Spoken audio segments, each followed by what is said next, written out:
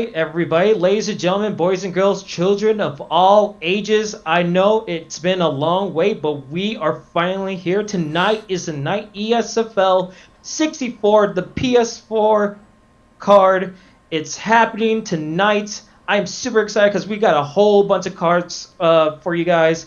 My name is Kingsley, aka King BKR316. I'll be your head commentator for the evening. And alongside me is a guy who's making his commentating debut, the one, the only Mateo. Mateo, how you doing tonight? I'm doing great, man, and I'm happy to be here. It's super exciting to be able to commentate one of these awesome ass cards. I'm just thrilled, super thrilled. The first fight is ready. If you are ready to hop into it, whenever you'd like. Yeah, we're going to hop into that first fight fairly soon, but let's just go over the fight card, see what we're going to have. We don't really have a fight card for you guys right now, so I'm just going to name out some of the fights that are coming up. We got That True Blue in our first fight facing against S-Sonic. Both guys looking forward to get a win. Then we got Justin Jr. versus Gordon in the second fight. Foci against Tegan Infect in the third fight. Then Word Live 97 versus JKL Mulligan making their debuts. And then we got Davey H versus Colton in the fifth fight. Then God of Nugs versus Solfed. That's going to be an incredible fight for you guys, both in the light heavyweight division. And then we get more and more into the main card. We got Scope MMA versus Epic Trolls in the seventh fight. And then we got 9 Iron George versus Vigorosity, making both their debuts in the eighth fight. And then it gets better and better. Daddy Mara versus Rehan. That's going to be the next fight. And then we're getting closer, because Evita X is in the third spot of the fight, one of the 3 final fights against AK. And then in our co-main event, we got an Xbox showdown. It's going to be huge. It might be for a contendership for the Xbox Event King title. We have Declan versus Combo. That's going to be an incredible fight for the co-main. And then our main event of the evening for the PS4 title, we got the one, the only EdParker versus Unibot. So, Mateo, we're in store for one heck of a night. This is such a stacked card, and I just can't wait to get to it. This is just going to be an amazing card overall. Yeah, but as you were saying, we got the first fight ready to go, so we're going to go into that fight right now. That True Blue versus Astonic. Both guys 0-1. Make their name in the ESFL, getting that first victory. Someone's has to go, and they're looking forward to going to the light heavyweight division, so that's going to be really interesting. One of them's got Anthony Johnson, the other one's got Alexander Gustafsson. This is going to be a very interesting fight. Yeah, I mean, when you look at it, and I love Gustafsson in the light heavyweight division. He has the reach. He has, same intangibles as John Jones, if not a little bit more in some circumstances. But Anthony Johnson, Rumble, young man Rumble, that guy has hands for days. So both guys trying to get this win. This is going to be a really interesting who gets the benefit of the doubt in the stand-up game. Yeah, I'm going to have to hand it to Johnson with just the power that he has overall, just maybe a little bit, but I think that Gustafsson has a little bit more crisper boxing overall, and, a little bit of better head movement, but we'll have to see when we get into the fight. Yeah, absolutely, and as we can see here, both guys, we see Anthony Rumble Johnson, and the fight has started. Okay, well, and they touch gloves.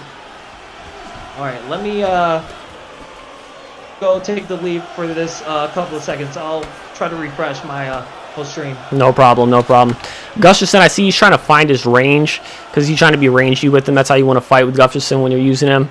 Keep the front kicks going. Just keep range. You don't want to be in the pocket with Anthony. It's not a good idea. He's got real power.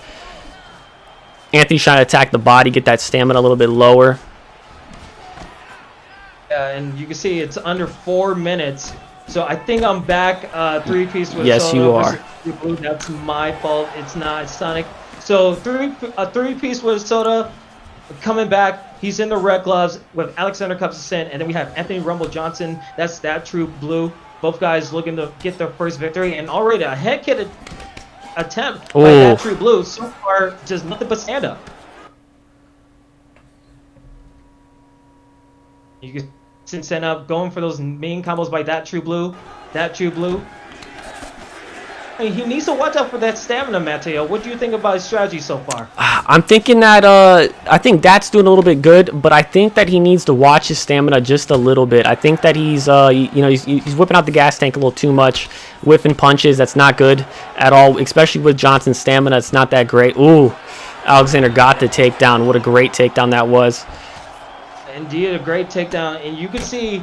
It seems like they want to go to the ground game. You don't want to lose that much stamina, but that True Blue, he's getting Oh, he's got to transition to backside. Now, a great second takedown in that suplex position, and now they're back into a side control, but now more into a half guard. Anthony Rumble Johnson using more of that half guard position, just attacking the body a little bit, trying to find opportunities, but back to a full guard, Mateo. Right to the full guard. I'm a few seconds behind. What's the time for you right now? How many seconds? I'm at 128. So I'm 3 seconds ahead of you. So right now, Alexander comes in with a good denial. So far, so good. Getting the posture up in the full guard position. What would you do exactly if you're in the bottom game? If you're that in the bottom game, you're just really trying to just not really get hit too much and just get out of there. You know, I mean, unless you're trying to stay on the ground, I mean, that's up to you really. But when you're a Rumble, your main goal is to try to get up. You're not going to try to wrestle with Gustafsson. It's not going to work out. And Three Pieces of Soda is doing an amazing job just denying those transitions of him trying to get up. And he's getting momentum by hitting that body and then hitting the head. And that is just not being able to predict those strikes right now. Look, yeah, beautiful denial. And you can see the many strikes that a three-piece with Soda is doing in this posture up position. Those are going to score points in the eyes of the judges. And so far, I think that True Blue needs to avoid the ground game because not only did those score points for the judges, they also took down his stamina quite a bit. And all those denied transitions, his stamina is not going to be looking good in this next round. We'll have to see. That was a great round for Three Pieces of Soda. And yeah. As soon as possible, we're going to get into the second round. That True Blue probably lost that first round. Needs to find a way to keep the game standing up. But three-piece whistle, so far, it seemed like he won this round. He just needs to find a way to continue it. And those good body shots right there. Oh, that was a gorgeous body shot. Burning a lot of stamina. You said it, Mateo. Yeah, he truly is. He's throwing four-piece combinations, it seems like, and he's hitting a lot of air, which is not good. He just got caught by a nasty head kick. Oh. Yeah, and a mean knockdown by a and he doesn't follow up. Coming to 20. He wants to take the patient approach, and you can see these combos are just landing for a three-piece. So that True Blue is not finding an answer so far. It just seems like he's just not comfortable in that octagon right now. Not at all. He can't find the range of his punches that he's trying to find, and his combinations are just hitting air. Three-piece has really good head movement, and he's using it just really, really well. Yeah, and so far, I mean, we're in the second round, and that True Blue is running out of time to find a way to get back into it. And a huge run, and just the pressure is coming. That Blue needs to find an avenue. That Blue is in some trouble right now. He needs to relocate and just think about but pain matching. I mean, look at this, just constant rocks, and you can see he was patient in the beginning, but now he's pulling on the pressure. He doesn't need the ground game anymore. It just, oh my goodness, Mateo. Whoa. That was a pullback counter straight. Put his lights out completely. What a fight. That was just art by Three-Piece right there at the end. That was gorgeous to see. Yeah, you can see they just skip past that replay because they know that was so nasty. I mean, you just slip back and then you just go with a straight while like that True Blue is using all of his stamina, and it just like went to his detriment. All that stamina lost in the first round, and just it was really bad for him. It truly was. He just kept hitting air, and it just wasn't. He just couldn't find his range. His combos weren't working. He couldn't get in the pocket. It just really wasn't working out for him. And Three-Piece was just managing the range, keeping the pressure, but he wasn't putting too much pressure on him. He was just putting a little bit of pressure, but not too much where he could get himself caught. Yeah, I mean, when you look at it, that True Blue, he definitely needs to look back at the fight tape and maybe try to like work on some things in this next fight camp, because when you have an opportunity like that, you need to come prepared and you can't get uncomfortable. So it's just a tough sledding when you're going against an opponent like that. That is so true. You couldn't have said it better. It looks like our next fight with Justin Jr. 962 is ready, and yeah. Yeah, I mean, when you look at this, I mean, our next fight, Justin Jr. is 1-1 going to the lightweight division against Gordon, who is 0-1. So both guys desperately want to get a win to put themselves on a higher level in the ESFL. They want to be the cream of the crop, and the only way you can do it is just working your way towards the top. And just to see their selections right now, yeah, it's looking a little bit odd. I mean, Jake Matthews, is he really going to go with him? It looks like he is. And then against ESFL vet in a pick of Dustin Poirier. Oh, I mean, he switched to Conor McGregor. McGregor pick. Now, this is going to be really interesting. We saw Conor McGregor be the staple of the ESFL in Season 1. But now it seemed it leaned more towards Dustin Poirier because he's just so well-rounded. He's able to do a lot of things that Conor McGregor can't do on the ground. So it's going to be really interesting how they both implement their game strategies, Mateo. I fully agree with you. Dustin Poirier has a really, really good ground game, and it's honestly a little bit underrated in my opinion. The ground game of Dustin Poirier is so well-rounded down there. He's got good ground and pound. He's got good submissions from a lot of positions, his triangle, all that type of stuff. But you always got to wonder on the feet, Conor McGregor and that power that he does have is just wild. Yeah, I mean, when you look at this fight, I mean, Conor McGregor definitely has to reach. Justin Jr. is going to have a leg up in that situation. So it's going to be really interesting. So here we go. The first round of our second fight. Justin Jr. is in the blue gloves. So he's 1-1 against Gordon, who is 0-1 in the red gloves. Here we go. A little bit of patience, trying to go in with a nice elbow to the body. So far, I had to adjust my mic. Sorry about that, guys. You're absolutely fine. Justin Jr. a little bit patient, trying to block high and low, trying to find his opening. But so far, not really working out as much. But Gordon being a little bit aggressive. But those uppercuts and hooks by Conor McGregor are going to do damage. They truly are. They truly are. They got a lot of pop on him. Every shot that Conor throws has a lot of pop on him. Body shots, it's like he has body snatcher. Honestly, it's like he does. Oh, what a rock that truly was. Oh my goodness, already.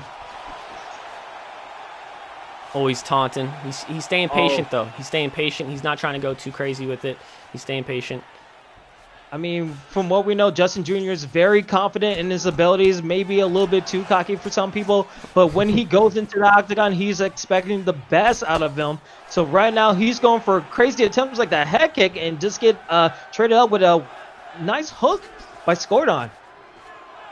It looks like Gordon is trying to get close to him, but he just really can't find that full range of getting it into Conor because of Conor's footwork. Oh, he caught him with a good combination right there. Ooh. And now it's just a brawl. Now they're just throwing hands like crazy. Oh my goodness. A gorgeous denial by Justin right there. Yeah, I mean, that's what you're going to need to do. You need to be a complete MMA fighter when you get into this type of fight, especially in the ESFL. So the fact that he went for a takedown attempt, it works well, but you need to find a way to set it up because people are going to know how to defend those. And you can see nice reversal by Gordon. That truly was a good reversal. And now he is postured up. Now he can actually do some proper damage. This is one of my favorite positions to be in, is being postured up. Yeah, I would say the half guard posture up positions only rival to, like, say, the crucifix, the side saddle. I mean, those positions are very deadly in the ground game. I agree. Justin got himself to full guard, so he's sort of, somewhat safe here. And he got up, and he's up. Perfect. I mean, that's what you want to do. You want to stay patient. You want to look for your opening in the ground game. And now you're back up to the stand-up where Conor McGregor is deadly. And again, those uppercut to the hook is working well for Justin Jr. It truly is. It truly is.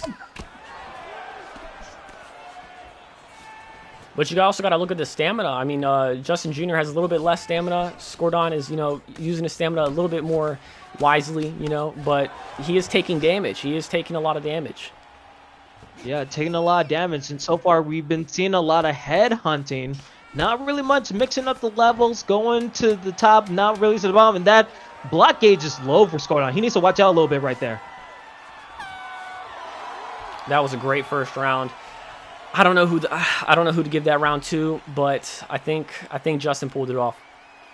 Yeah, I mean, we know the UFC 3 judges are a little iffy on their decisions, like what is greater overall compared to another thing. I love the takedowns and takedown denials by Justin Jr., but the reversals and getting some strikes, especially those uppercuts and hooks, both guys. So it's going to be really interesting how they approach the second round, especially this round being a little bit of a toss-up. Yeah, I agree. So here we go. Back into this fight. Here we go. The second round. No. Again, Justin Jr. in the blue gloves using Conor McGregor. Show respect by Scoredon. In the red gloves using Dustin Poirier. I think that Scoredon should probably look to take it to the ground a little bit more. Maybe use a cage shakedown or something, because on the feet, it's just hard to deal with Conor, because of Conor's power and just how fast his punches truly are. And Justin is not trying to mix it up. Like, he is trying to take that man's head off. That is what his whole entire goal is here with those hooks. Yeah, you can see there's no space. They're basically in a phone booth. Justin Jr. just marching forward, trying to get some attack. But a nice push kick and a nice head kick by Scoredon, answering to the pressure of Justin Jr. And right now, a huge uppercut. That's a stun opportunity. It doesn't really make anything out of it. Yeah, he wasn't able to capitalize on that opportunity that he just had, but it still is a rock. Yeah, absolutely. A rock is a rock, and it looks favorable to judges. Again, Scoredon needs to watch out because Conor McGregor is deadly standing up. He needs to probably attack the body a little bit more. He tries it, but gets punished easily. Now his back is to the cage. And a nice denial by Justin Jr. So far, it's been a pretty good round for Justin Jr., Mateo. Yeah, he truly is. He's putting in work with those hands, and he's doing really well. He's not going too much. Like some Conor McGregors, they like to blow out their stamina, like just way too much, and he's attacking the body a little bit. He's throwing quick straights to the body, and that is always good. Yeah, and now we're seeing the jab coming out of Justin Jr. He's trying to break that block gauge so he could land that uppercut. And a rock. Oh, here we go, another one. But that stamina is low. But it is low. Low. Tried to get a counter, but didn't really work out for him.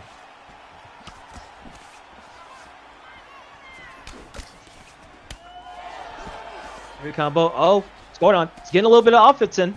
He is. His stamina's looking good, and this is a 5-round fight for some reason. Oh, yeah, I just seen that right now. Hopefully it doesn't go more than the 5 round. That's probably gonna they're gonna give a suspension. Because it's not supposed to be a 5-round fight. Yeah. 3-round fight supposed to be. So. And if this, amazing uppercut. What a rock. Can he capitalize? Might not even go to 5 rounds. It might just end. Oh, and it's right back to it. Right here. Oh, wait, he dropped him. Rock. Okay. Scoredon just throwing hooks like a monster. Oh, and. Oh, we're getting some latency. No.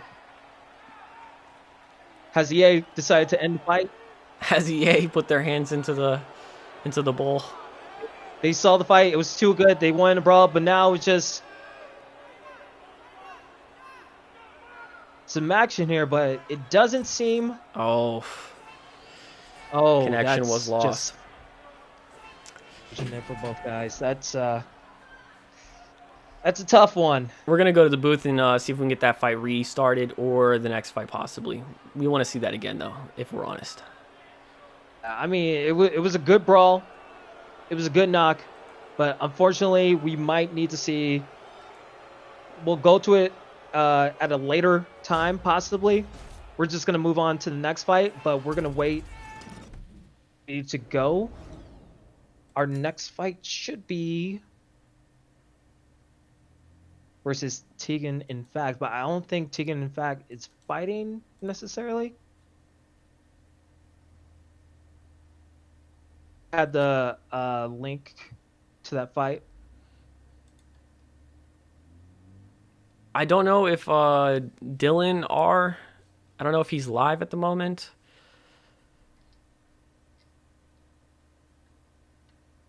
There's a lot of things happening backstage. The guys in back are trying to figure out a way. It's been a long night. EA hasn't been It truly has. EA has not been kind to us. We've just been trying to manage through all these links, and with all of the server issues that have been going on, it's just been so rough, and it truly is. It's just a mess. Yeah. So if our guys in the back could let us know which fight is ready to go. But Justin, man, he was getting beat up at that last bit of the fight, you know, and we just didn't get to see what happens, which is very unfortunate. Yeah, I mean, you said it, you hit the nail on the head. I mean, that fight was shaping up to be like an instant classic towards the end because like it seemed like it was going one way for Justin Jr. Then Justin Jr. like let all that stamina go, and he was just getting hit a bunch of times. So like it would have been really interesting how it would fare out, especially if it gone to like 3 rounds. You're right. You're right. You're 100% right. Skordon looked really, really good at the end right there, and it looked like it was his fight to take right there at the end. But we really don't know. Justin, he put in a lot of work in those first couple rounds, and it was just I don't know if it was too much for him in the first couple rounds, or if Skordon just figured out what his technique needed to be able to counter him and get the W. Yeah, I mean, it no. Hopefully they could run it back. Hopefully they could get the fight back up. We're still waiting on the back for let us know that they're back on. But again, guys, this is ESFL 64, the PS4 side of the cards. Again, we have a bunch of great fights coming up later. We have Daddy Mara versus Rehan coming up later. That's a battle against 3-1 fighters in the light heavyweight division. And then we have Evita X versus AK, both guys in the top 100 in ranked championships. Ranked number 8 for Evita X in ESFL compared to AK's ranked number 14.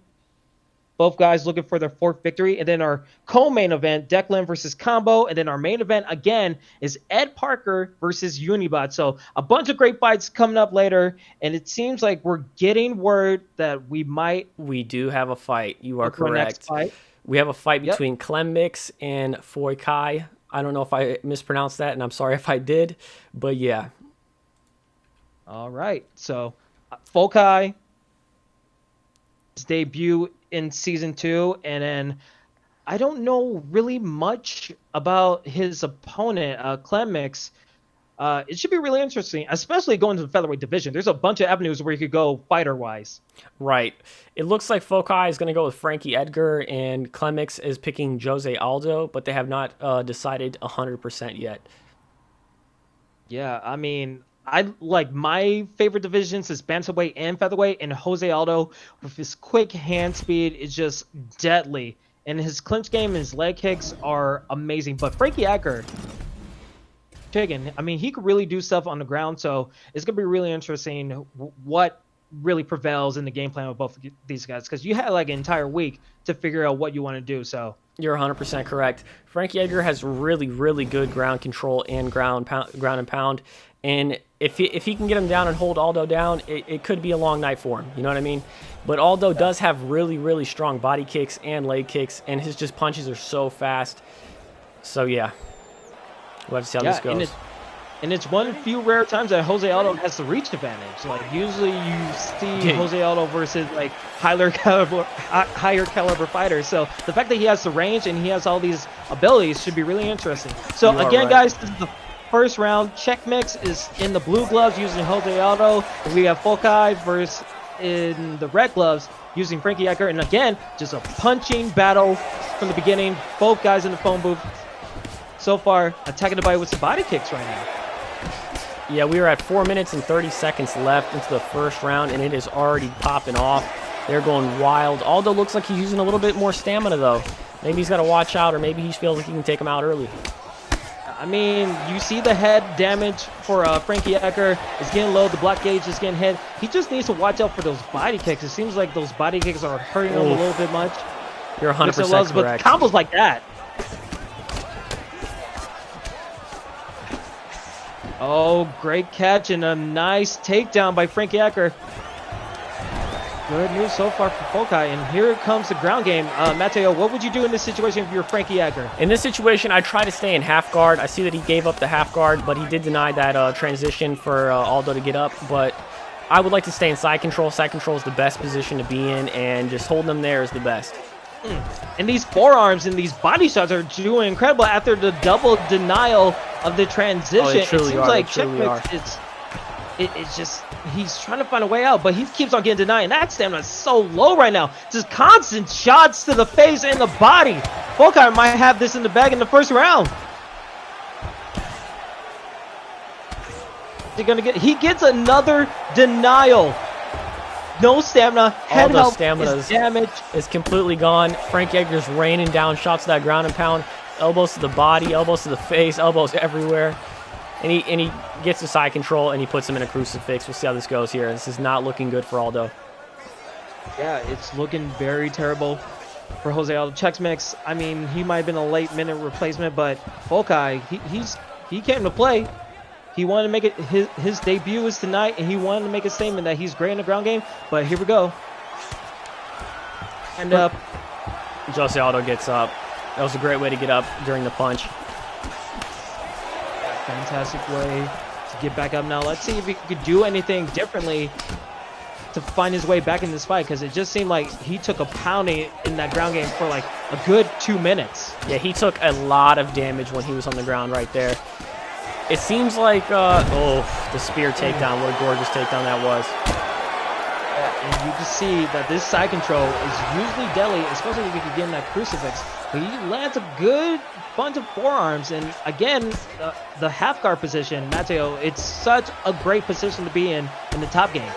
It truly is. It truly is. You can put so much damage on your opponent, especially their body. Their body health just drops dramatically, like through all those elbows. It's wild. And look at that stamina. That stamina is basically gone. There's no hope for him to like find a way, because these shots are just raining down now.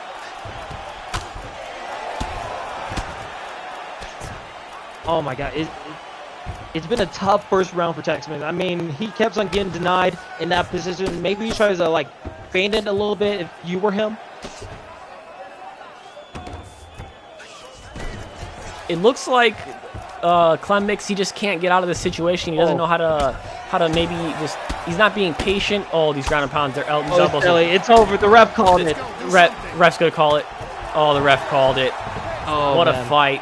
Foci, he did amazing with the groundwork. That was just phenomenal. It was a phenomenal performance by him. Clem Mix could not control, like he just wasn't patient enough, in my opinion, on the ground to just, try to even, counter deny Frankie Edgar. But you saw what it was, and he finished him in half guard. He had that half guard postured up most of the fight, and he really put in work there. Yeah, I mean, when you go against a guy that like denies you constantly on the ground, and you're just like, you can't escape that half guard position, you feel so helpless. And the fact that he was raining down shots to the body, to the head, and then every time he tried to get away, it just seems like he kept on being predictable, and that led to his detriment. I mean, look at this. 75 total strikes landed, 32 significant strikes, compared to Jose Aldo's 11 and 37, and 2 for 2 on takedowns. I mean, you can't have a perfect debut other than that. Right, and with 2 minutes of control, and the control was just absolute destruction. Yeah, I mean, Foci, you definitely made a name for yourself in the ESFL. Welcome. Hopefully we get to see you more in the Booker's eyes, going up far in the next fight cards. I mean, your future is bright, and Chex Mix, you need to just study the film tape, find out what you need to do better, maybe go back into the lab and find some other avenues where you could be successful, because one loss doesn't make you a bad fighter. It just was a bad night for you. Exactly. One loss does not define you. He tried his best. He did what he could, but he was just being too predictable on the ground, in my opinion. And that was the story. That was the story of the fight. So, Foci and Clemens, that fight is done. Moving on. Hopefully, our guys in the back could tell us what the next fight is going to be. It seems like we're going to try to reverse time a little bit, go back earlier in the fight card. We might finally get that finish. Junior versus Gordon fight. It seems like they're both back in the fighter selection. Hopefully, they could change their 5 rounds into 3 rounds, because we don't want another 5-round fiasco. This is your second opportunity, so you need to go back to it. Okay, yes, I'm here as well. All right, they're changing the 3 rounds, and again, it seems like it's going to be the same matchup. Justin Jr. using Conor McGregor against Dustin Poirier's scored on. So Justin Jr. needs to do differently in this go around. I think he got a little too cocky with his striking. You know, he was rocking scored on many times over and over, but he just left himself a little open, and scored on capitalized very well. Yeah, I mean, there was a lot of opportunity in that last round that they had. So hopefully they learn a little bit from it. It was unfortunate that there was a disconnect, but if it's possible, like maybe we get to see the same brawl that we saw in that first fight. Yeah, that'd be a great fight to see, and see what the actual outcome would be. All right. So again, Conor McGregor has a 74-inch reach compared to Dustin Poirier's 72. Conor McGregor deadly in the striking game, and Dustin Poirier has a leg up in the ground game. So change anything up, because we are taking a second take of this Justin Jr. versus Gordon fight. Again, Justin Jr. is 1-1. Got 1 win in his first fight in the ESFL, lost his last fight. And Gordon looking to get in the win column, replacing that 0 with a dub. So let's see. Here we go. It's the first round. Justin Jr. in the red gloves, Gordon on the blue. Here we go. And they touch gloves. What a fight this can be. Absolutely. And again, back in the phone booth, we see a little mixture of levels going to the body first. Maybe Gordon's going to look for it a little bit later. It looks like Gordon's being a little bit more patient than he was in the fight prior. He's not throwing as much as he was. He's looking for the openings. And you can see Justin Jr. using a little bit more of those sleds, but he can't get pieced up. He needs to find his way where he could attack the body or maybe attack the head. He's leaning on those uppercuts a little bit too much. Yeah, I think that Gordon knows Justin's game plan now that they've had experience with each other in a fight. And I think that Justin needs to maybe switch it up a little bit. Hopefully Justin does switch it up a little bit, because he didn't want to be at the end of that last fight in the second round. And Gordon taking a little patient approach. We don't see much in the phone booth, but Justin Jr. trying to find his reach a little bit, but not able to connect anywhere. He's trying to find some success. He has that block gauge a little bit low, but Justin Jr. right now. Gordon seems to be way more composed in this fight than he was last fight, and he's just picking his shots, and I like that about certain fighters when they pick their shots and they're not being too overly aggressive, and they're just keeping calm, cool, calm, and collected. And you can see the double jab come from Justin Jr. He's been trying to land those head kicks a little bit much. It's nice to see that he's going to double jab and straight, just trying to destroy that block gauge before he tries to set up another head kick. Yeah, Justin needs to probably change his game plan up a little bit more for if he's going to try to last this whole entire fight, because right now it's not going his way. Yeah, you can see Gordon trying to put on a little bit of pressure, not really being as much as aggressive as he can be. And another attempt at the head kick, catches a leg and able to deny it, but Gordon able to find some success right now. Yeah, I think Gordon has that block really, really low at Conor McGregor, which is surprising because Conor has such a high-rated block. But, yeah, Gordon's doing great. Yeah, but Justin Jr., he's getting a little bit of pressure now. Tries to set up another head kick, but not really doing much. But now it seems like it's getting close.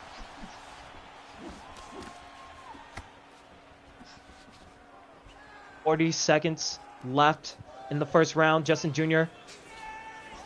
Oh, getting a little bit pieced up right now. It seems like we're going back to the brawl in that last fight. Been a little bit of in and out. Like, you're going to do your combos inside and then pace out a little bit farther back, trying to find your way into an opening. 10 seconds left in the round. Anything crazy going to happen in this last 10 seconds? 2, Usually 1, nothing. What a great round that was. Yeah, absolutely. Usually the last 10 seconds are the craziest moments in the UFC fight, so I'm surprised that they didn't really do much. It seems like that whole fight, it was going nonstop with the head kicks and the uppercuts. It just seems like we're going to see more of the same in the second round. But this was also how the first round was of their last fight. It was also, you know, much more, a lot more composure from both fighters. And in the second round, they started letting everything loose. Yeah, absolutely. And here we go, getting close to the second round. Here we go again. Justin Jr. in the red gloves and Skordon in the blue, using distance Poirier. Here we Showing go. each other respect. I mean, you guys show respect after going through those process. And now we see a little bit more of comfortability. And a huge rock by Justin Jr. right there. Oh, this is looking for trouble for Skordon.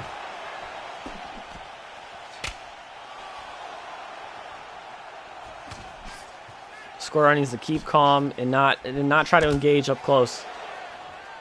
I mean, what happens to your psyche when you get rocked like that? When you don't see it coming and you feel like you didn't deserve to get rocked. But, oh, wait a minute. Skordon gets a nice uppercut, but no. Another revenge strikes by Justin Jr. and gets a knockdown. And he gets up. Wow. What a crazy sequence right there. What's your thought process when you go through a sequence like that? At that point, you're feeling a little bit defeated. You don't know what to do. Another crazy, insane rock is going to be finished here. Goodness. It's not. Justin didn't have enough stamina. Skordon needs to seriously just try to stay. Like, at this point, when you get rocked that many times since the first round, you need to change your game plan. What a great takedown that was right there, and that's exactly what he needed to do. It just seems like it was another day at the ballpark trying to swing for the fences, going for the home run hit. And so far, it seems like both guys are weathering the storm a little bit. But again, one costly mistake, like right there by Justin Jr. Strikes right there. It's just working out for him. Skordon is in serious trouble right now. Justin is completely fine. He hasn't even been hurt that bad. Yeah, and it tends to the reach game. I mean, they're going up close, but Justin Jr. with that Conor McGregor, that 2-inch reach is going to make those punches land faster. So the fact that he's able to get all these strikes and turn down that block gauge, it's just working so well for him right now. And another huge rock. Oh, gosh. Oh, but Justin Jr. needs to watch out for the stamina because he can't be too careless. And it's to his detriment as Skordon's getting the advantage now. He has him against the cage, and at this point, you want to try to deny, and you want to, when you get a denial like that, it speeds up the process of getting the takedown by miles, and it's amazing. Now on he got the sprawl. I was going to say, if he tries to not let him get that half guard, is that not what you want to do? And he got up into the clinch. I mean, and again, Skordon seems like he's getting the benefit of the doubt as 30 seconds are left in the view of the judges. So far, it could be anyone's round right now. It truly could, but I feel like this is Justin's round just because of the knockdowns. Takedown was great, but I think he needs to implement that earlier into the fight. Ooh. Very close. 5 seconds left. That would have been a knockdown for sure. As you were saying, definitely looked like Justin Jr.'s round right there. Yeah, 100%. Now, if I was Skordon, you had some successful strikes. You had some clean strikes. You were able to come back from crazy knockdowns. What would you do in this last round knowing that you are probably down 2-0 in this whole fight? I think you need to take him down and you need to look for a finish on the ground. The striking department is not looking well for you right now, and it hasn't been the whole fight. So I think he needs to take him down and really, really try to get a finish on the ground with a submission or ground and pound from side control, either or. He just really needs to try to get a finish. He's down 2 rounds to 0, and he just needs to try to get a finish. Absolutely. The third round is upon us. Justin Jr. again in the red glove. Skordon in the blue. Skordon probably needs to get a takedown to get a chance. And as you said, driving takedown. Go to the ground, possibly take him for a ride. But he's trying to do some things, and there we go. He gets the takedown. I am a few seconds behind you, but I'm trying to keep up. All right. I'm just a fortune teller right now. You know, I'm Mystic Mac for a second, you know? But right now, scored on. If you were him, you probably want to go to the half guard position, right? I do want to go to the half guard, and I would try to get myself to the side control because Dustin Poirier does have an inverted triangle. And also, Scordon has more stamina. He has that more stamina, but Conor McGregor does get up. Yeah, and that has to be very deflating if you're scored on because he is just getting pieced up right with the now. rock. That stamina, he doesn't have much stamina. He's just blowing it all out in the initial attack. While Scordon is trying to find a way to just get back in this fight, and just nothing is working for him, Mateo. It truly is, and nothing's working for him. He had a great takedown at the beginning of the fight, but he just couldn't control him down there. And now he just needs. Now he's in desperate mode. Now he needs to figure out what he can do to get a win and finish this guy. Yeah, and you can see Justin Jr. just put on the pressure, getting Scordon's back to the cage. He just needs to find a way. But a very nice push kick by Scordon, but he just needs to do a little bit more. That head health is just blinking a bunch, and Justin Jr. is smelling blood in the water right now. He truly is. He does not care about his stamina at all. He is just throwing shots like it's crazy. Oh. Like, I think it's over. I think that's all she wrote. Oh, boy. It is all she wrote. What a fight by Justin Jr. He got the dub with that nasty, nasty knockout. That was gorgeous.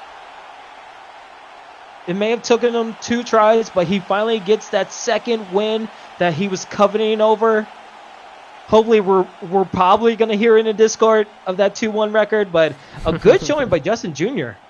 It truly was. He did look improved compared to his other fights. He looked really, really good in that fight compared to Scordon. Yeah, absolutely. And Scordon, you saw he had some bright spots. He was able to get some rocks, but just not enough on the ground game. Didn't go for many attempts in the second and first round. It just seemed like it just wasn't his night. Yeah, and I think if he was going to go with Dustin, or if he was going to just have the grapple approach, I feel like he should have went with the Tony Ferguson or a Khabib, in my opinion. But he decided to go with Dustin, and that was all she wrote. Yeah, absolutely. So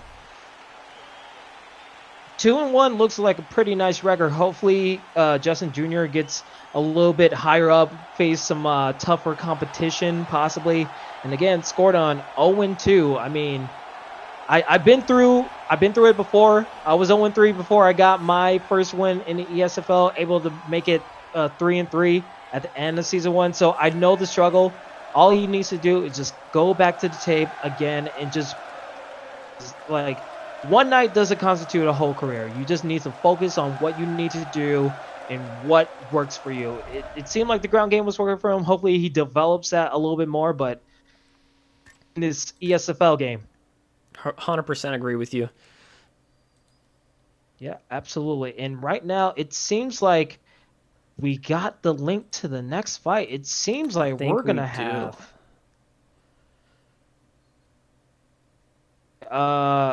Again, guys in the back, it seems like that link is not working. It seemed like that was cut short. So, some of the fights before we go to our next fight. That True Blue had a good fight in the first fight. He lost. He did. He lost that first fight. It was a contract fight, so it's going to be tough for him to come back from this. And then Justin Jr. and Foci put on a show for the guys. Foci looked unstoppable in his debut. Yeah, he truly did. I mean, the way he used Frankie Edgar was how you want to use Frankie Edgar. Frankie Edgar is a grappler, and you do not want to strike too much, and you want to beat the body up, and that's what he did when he was standing with Jose. And it was just a magnificent performance by him with how he controlled the ground game and that half guard postured up control. I mean, he was raining down elbows like it was nothing, and that was just how he was doing it.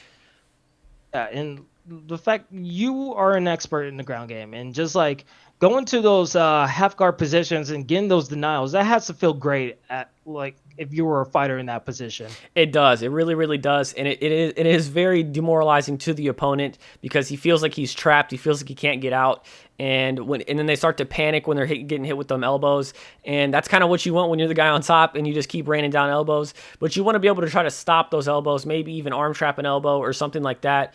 But yeah, I feel Yeah, like absolutely. I feel like he just had the wrong approach to trying to get out of those positions. I feel like he was too predictable. He wasn't using any fakes, nothing like that to try to get out. And yeah, that's what happened in that fight.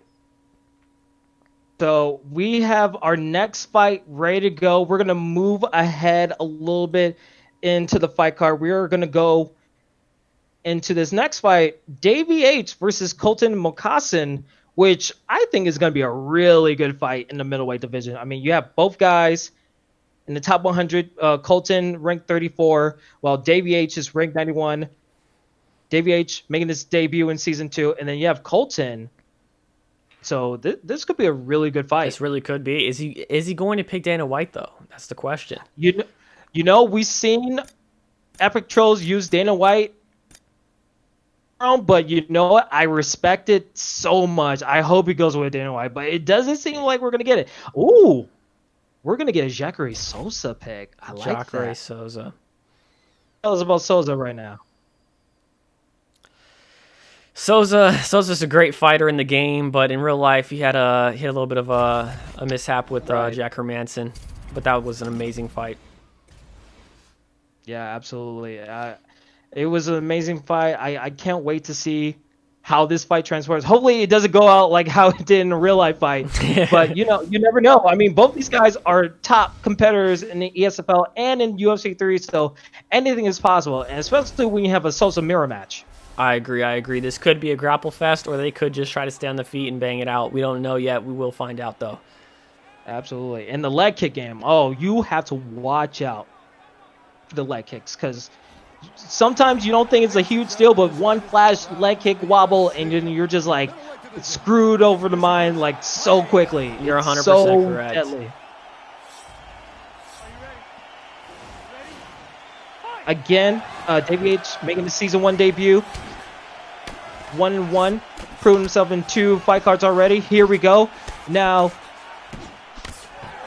and Colton is in the red glove. Takedown. That is one of my favorite takedowns to do, is a slip straight to the double leg. It always works because you have a lot of momentum on your side if you land that slip straight.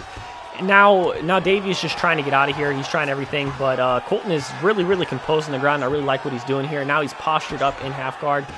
But Davey's he's no joke, so he's gonna try to get out of here and see what he can do. Yeah, absolutely, and it should be under 4 minutes right now, and we're in a full guard position going to a half guard. We're in Colton side in control. red gloves and Davey H in blue. He's landing knees to the body. Now we're back to half guard. I love landing knees to the body when I'm in side control. It really helps. I sometimes rather the knees to the body than elbows.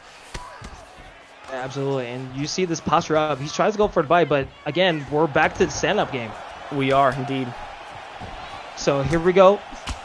A lot of attacks in the phone booth right now, just very close, going for these uppercuts and hooks. It seems like that's been the meta of the ESFL, and nice try at the front kick, but now it's just a mixture of levels, body, and now it's just a back and forth battle right now. You can tell these are both very composed strikers with the way they do striking. What a rock and a takedown. Yeah, and back into the side control. We know Jacare Souza is deadly on the ground game. Now, correct me if I'm wrong, he's better in the ground game, right? Yes. Yeah, so in any possible way, he's deadly in all factors of the ground game. So being in the side control, I'm worried if Colton gets caught with a submission attempt right here. Yeah, Jacare's ground game is just completely incredible in this game. He truly has a nasty Kimura from side control. If you can get 2 denials and go for the Kimura, most of the time it's the end of the fight. He's having really good knees to the body, and he goes for the Kimura. The Kimura starts now. Let's see what he can do with it. Yeah, and this is a 4-gate submission, so it'll be very much pressure. But again, he gets out of it, but that stamina is very low. Yeah, those knees, the knees to the body from side control are very useful. I love using them. They're one of my favorite things to do when I am on the ground. I mean, those knees could do a lot of work, and I feel like not a lot of people use them in UFC 3. They're always going for the forearms, but never the knee strikes that hurts the stamina. Yeah, now they're back on the feet, and Colton has an incredible stamina advantage right now. Ooh, and a good slip to the body kick right there, and he just needs to watch out for his stamina. He's getting some good strikes, but those head kicks could be deadly. Oh, the body Colton. kick. And a knee. Good knee. Good round. That was a very good round. So far for Colton. I think Colton got that round because of how he did on the ground and just the rock that he had during the round, and with the spear, he just showcased all his skills that he has. His ground game, his striking, he's just showcasing all of it. Absolutely, and you can see the Kimura attempt almost got him. It went to the second gate. Maybe he'll look for that if he gets another takedown in the second round, because we're about to start the second round. A nice touch of gloves. Good little push kick right there, and another attempt from Davey H of the front kick. I don't know if he wants to set that up a little bit more, but it's just not working for him right now. Getting a double pivot. Yeah, Colton's doing very, very well with his feints. I like the feints that he's using with the jabs, and Davey just can't find a good shot. He just can't find a good shot. Oh, and he's rocked. A huge rock. Oh, this could be trouble for Davey H. He needs to find a way to get some rock. Well, he gets a rock himself. No stamina. That could be trouble. Another body kick. That stamina's low, but both guys' stamina's low. Going for a takedown attempt and gets it, Mateo. Oh, I thought he was going to go for a triangle choke. He should have went for the triangle choke a little bit earlier than he did. That's what I would have done. And, man, what a round this is. This is a barn burner. These guys are going back and forth. Yeah, I mean, you can tell these guys are willing to put on the show. They're in the top 100. Like, see what they can possibly do. And so far, it has not disappointed as we get another rock. Huge moments. Colton is looking for that body rock. I can tell he's trying to hit, like, right when he gets him rocked, he's going for that spinning body kick, and he's just trying to get his body rocked even more. Yeah, absolutely. I mean, look at the stamina health of Davey H. I mean, it's so low compared to Colton. He needs to figure out something, and we're just in the second round too. Yeah, and like you said about those leg kicks, Colton just landed a gorgeous leg kick that was there a second ago. Yeah, absolutely. And right now, it just seems like Davey H. I mean, Colton had the opportunity to get some rocks, get some knockdowns, but Davey H. is still in there. And another. And that will hurt a lot. This could be it. And that is all she wrote. What a performance by Colton. He did fantastic. Davey, he did great as well. That was just, it was anyone's fight at that point, and Colton was able to pull it off. Yeah, absolutely. I mean, when you look at that opportunity, I mean, he kept on getting rocked after rock after rock. He was doing great in the ground game. And look at this replay right here. Just a nice hook to the face of Davey H, bringing him down to the ground and just able to finish off, just breaking that black H. And then the slip down from Davey H didn't do him any favors, and it just led to this great knockdown for him. It truly was. It truly was an amazing knockdown. See on the fight stats, 86 total strikes landed for Colton. Well, Davey H only 52. It was 32 to 17. 5 stuns and wobbles compared to 1. When you get that, you're 9 times out of 10 you're going to win the fight. Yeah, 100%. Yeah, absolutely. That was one of the best fights so far that we've had tonight, in my opinion. That was a great fight. Everyone's putting on great fights. This is just an amazing card so far. Yeah, absolutely. Colton now 2-1. From here, maybe he has an opportunity to go against Justin Jr. or yeah, maybe a matchup like that could happen. It looks like we have our next fight already lined up, and we have the link. JKL Mulligan versus Headshot Beef. Headshot Beef. Okay. JK Mulligan, he's making his debut, and it's going to be in the middleweight division. This is going to be really interesting. Now, both guys making their debut. What would you do in the middleweight division? Who's your guy to go to if you're fighting in the middleweight division? My guy, I'm not going to lie, is George St. Pierre, GSP. Oh, yeah. I love him. I just think he has I really like his stand-up. I think his stand-up is really, really good. But what a lot of fighters do, they like to use Nick Diaz. And Nick Diaz is really, really good in middleweight. It's like it's the welterweight version of him, just, at middleweight. The stats, I feel like they're a little bit of a fake stats, but he's great. And the other guy picks Paulo Costa, so this is going to be a barn burner.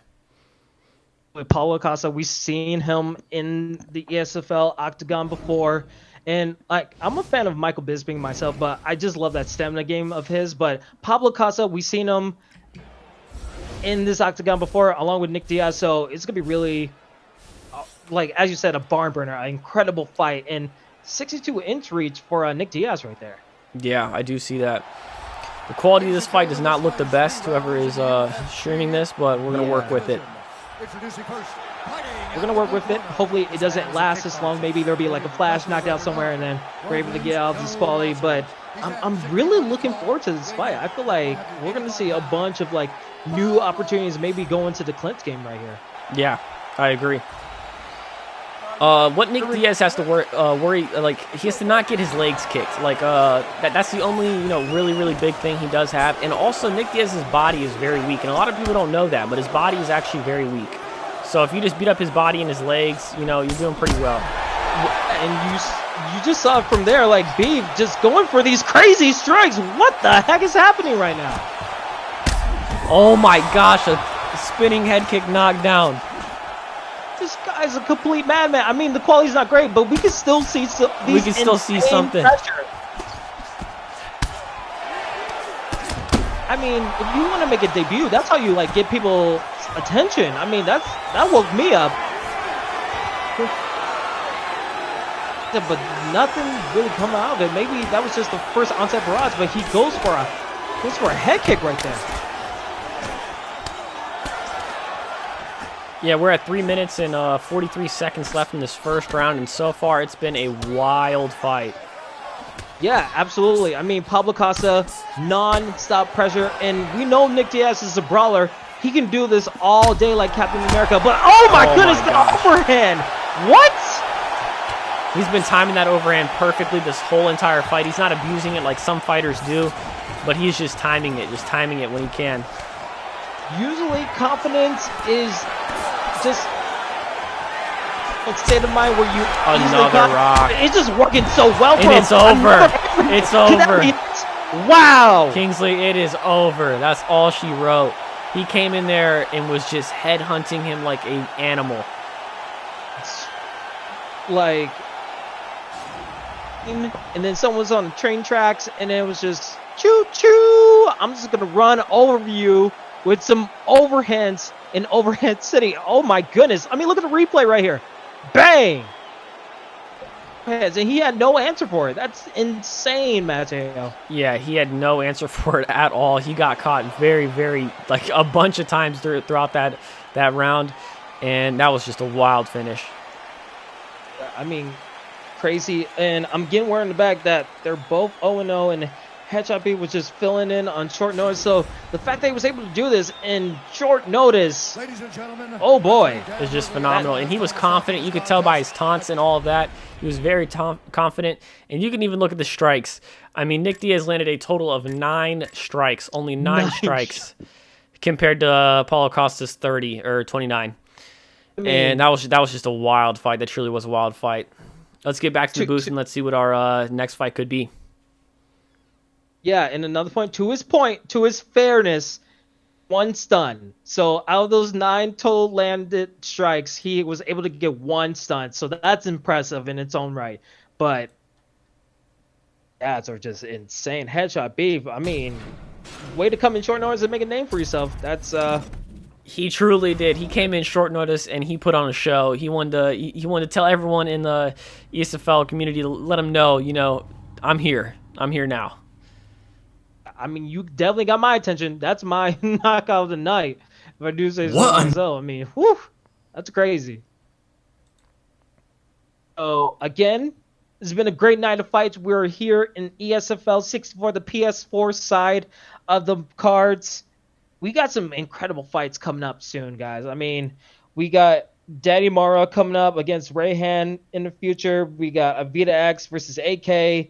Declan versus Combo in our Xbox exclusive fight, and then our main event still yet to come. We're 5-1, the champ against Unibot 04, who's the #1 contender, and he's 3-1. So again, you guys want to stay tuned. You want to be here because these fights are only going to get better and better. And what a card it has been so far. It's been an amazing card with so much action, from the Frankie Edgar fight to the Justin fight to all of these fights have just been wild altogether. And it's just been a great card. For sure. And I think I'm trying to see if we got our next, still getting word from the back.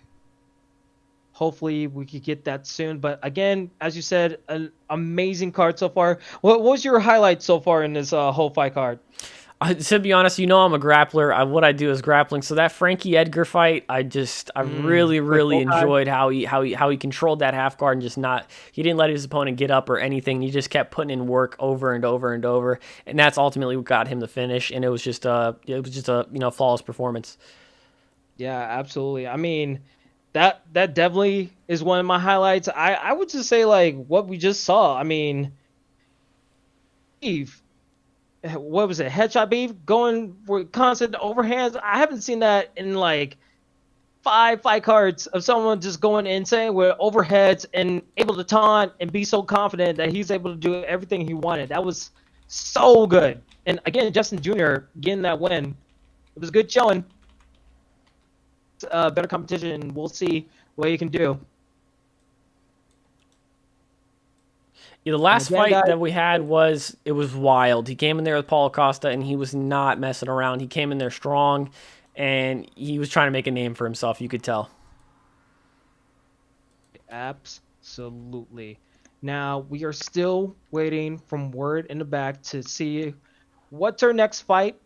Got a bunch of good fights coming up. I said it before, this is ESFL 64. Crazy fights that we have. What fight are you looking forward to in the future? I'm really excited for this Ed Parker fight, if I'm honest. I really want to see how Unibot does, and I just want to see that fight in general. That fight is going to be, I think, just amazing. Yeah, I mean, you're not wrong of like waiting for that fight because Ed Parker, clinical striker, amazing current ESFL champion. It's been an ESFL champion many times before, and also Unibot, a former ESFL PS4 champion in its own right. So, like, both of these guys, I mean, you could kind of say like this is a champ beat champ fight. So like anything is possible in that fight. Right. And I think I just got word in the back that we are good for our next fight. If you wanna. We are in the next fight, and it is at the welterweight division. God of Nugs versus Solfed. And Solfed's going with my favorite fighter, GSP. He's going with him. And God of Nugs has Nick Diaz. This is going to play out. I don't know how it's going to play out, if I'm honest. I just want the weigh-in so I could get that hype moment again. Because that was just so sick. That's what got me into UFC. Yeah, that truly was amazing. God of Nugs gamer tag, because like I love me some chicken nuggets. That just makes my heart happy right there. But yeah, you were talking GASP. I mean, what can't he do, Mateo? I mean, that is so true. Like GSP has a full arsenal of everything. His stand-up is like bar to none. It's so amazing. I love his stand-up, and I just really love everything he can do, even in the ground game and everything like that. The only problem GSP does have is just his chin. That's the only attribute in the game that his chin is just, it's not up to par with the other fighters in the game, but it makes up for it with all the other skills that he does have in his arsenal. I mean, his ground game and his ground and pound is insane. He has level 4 ground and pound, I believe, and he has Wrestle Clinic level 4 as well. So I'm thinking Solfed might try to wrestle him, or he might not. I'm not sure. Absolutely. And look at that. You saw 3 wins for Solfed and 3 wins for God of Nugs. Both of these guys have 3 wins apiece, and they're evenly matched. This could be possibly fight of the night, and we haven't even gone through half of the fight card. Yeah, this is the tiebreaker to see who takes that next fight. Oh yeah, you gotta love tiebreakers. As we are into the first round, 4:45 has left the clock. Red gloves, Solfed in the blue, using GSP. Here we go, and a good takedown attempt by. Like I said, the takedowns they're just amazing with GSP. Yeah, and this will be the first test of God of Nugs. How well is his ground game? Can he possibly get out of this half guard position, which has been such a detriment to everybody else previously in the spike card? I like what Solfed is doing. He's trying to be a little bit patient, but he's been a little too aggressive. Now he's really working. Denies the good. Four with other people in the stack guard when they usually don't block early. They get hit a bunch, but a good reversal by God of Nugs. What a reversal that was. I don't think Solfed was expecting that at all. And now Solfed is on the bottom. But, you know, George St. Pierre does have that Kimura from the bottom, but I don't think he's going to use it on Nick Diaz because Nick Diaz has an insane submission defense. Now we're back to the feet with 3 minutes left, nearly. Absolutely. Back to the stand-up game where Nick Diaz is very skillful in this area, along with George St. Pierre. Great in everything he does. Solfed, again, the blue. God of Nugs in the red. And right now, we're just going back and forth. This is basically a table tennis match of just pure striking ability. Yeah, George St. Pierre has a level 5 jab, so he has an insane jab, and I think he needs to... Oh, what a uppercut. Like I said about the chin, you know, George St. Pierre's chin is not the best, but you just got to be careful with him. You just got to be careful, and you got to be, you know, collected. Yeah, you definitely said that before the fight, but right now it seems like that woke Solfed up because he's piecing up some combos right here. Yeah, that head help with God of Nugs is getting low.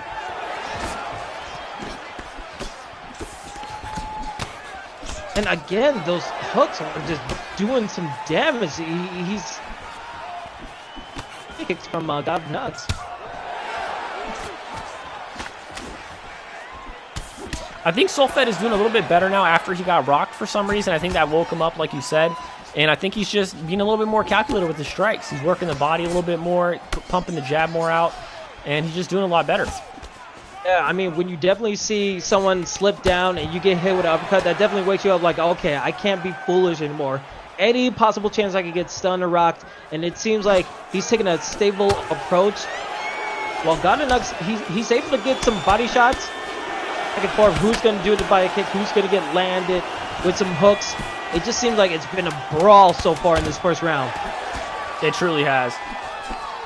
Like you said, it could be a fight of the night contender. I mean, it has just been a wild fight so far. Yeah, absolutely. Buckle your seatbelts, everybody. We're going on a ride because this is a roller coaster full of striking, full of grappling, everything you want in an ESFL fight. Here we go for round 2. You see Solfed and the blue gloves use GSP, God of Nugs. Drove into the cage with the driving takedown. I was just about to say, I think Solfed needs to go for a takedown and get this fight to the ground. The stand-up department is not where he wants to be against Nick Diaz, and especially when he actually is at a stamina deficit, you know, he wants to try to get him down. Yeah, but a nice escape from God of Nugs. He's doing really well. And a nice uppercut, too. He's really getting back into rhythm with these strikes.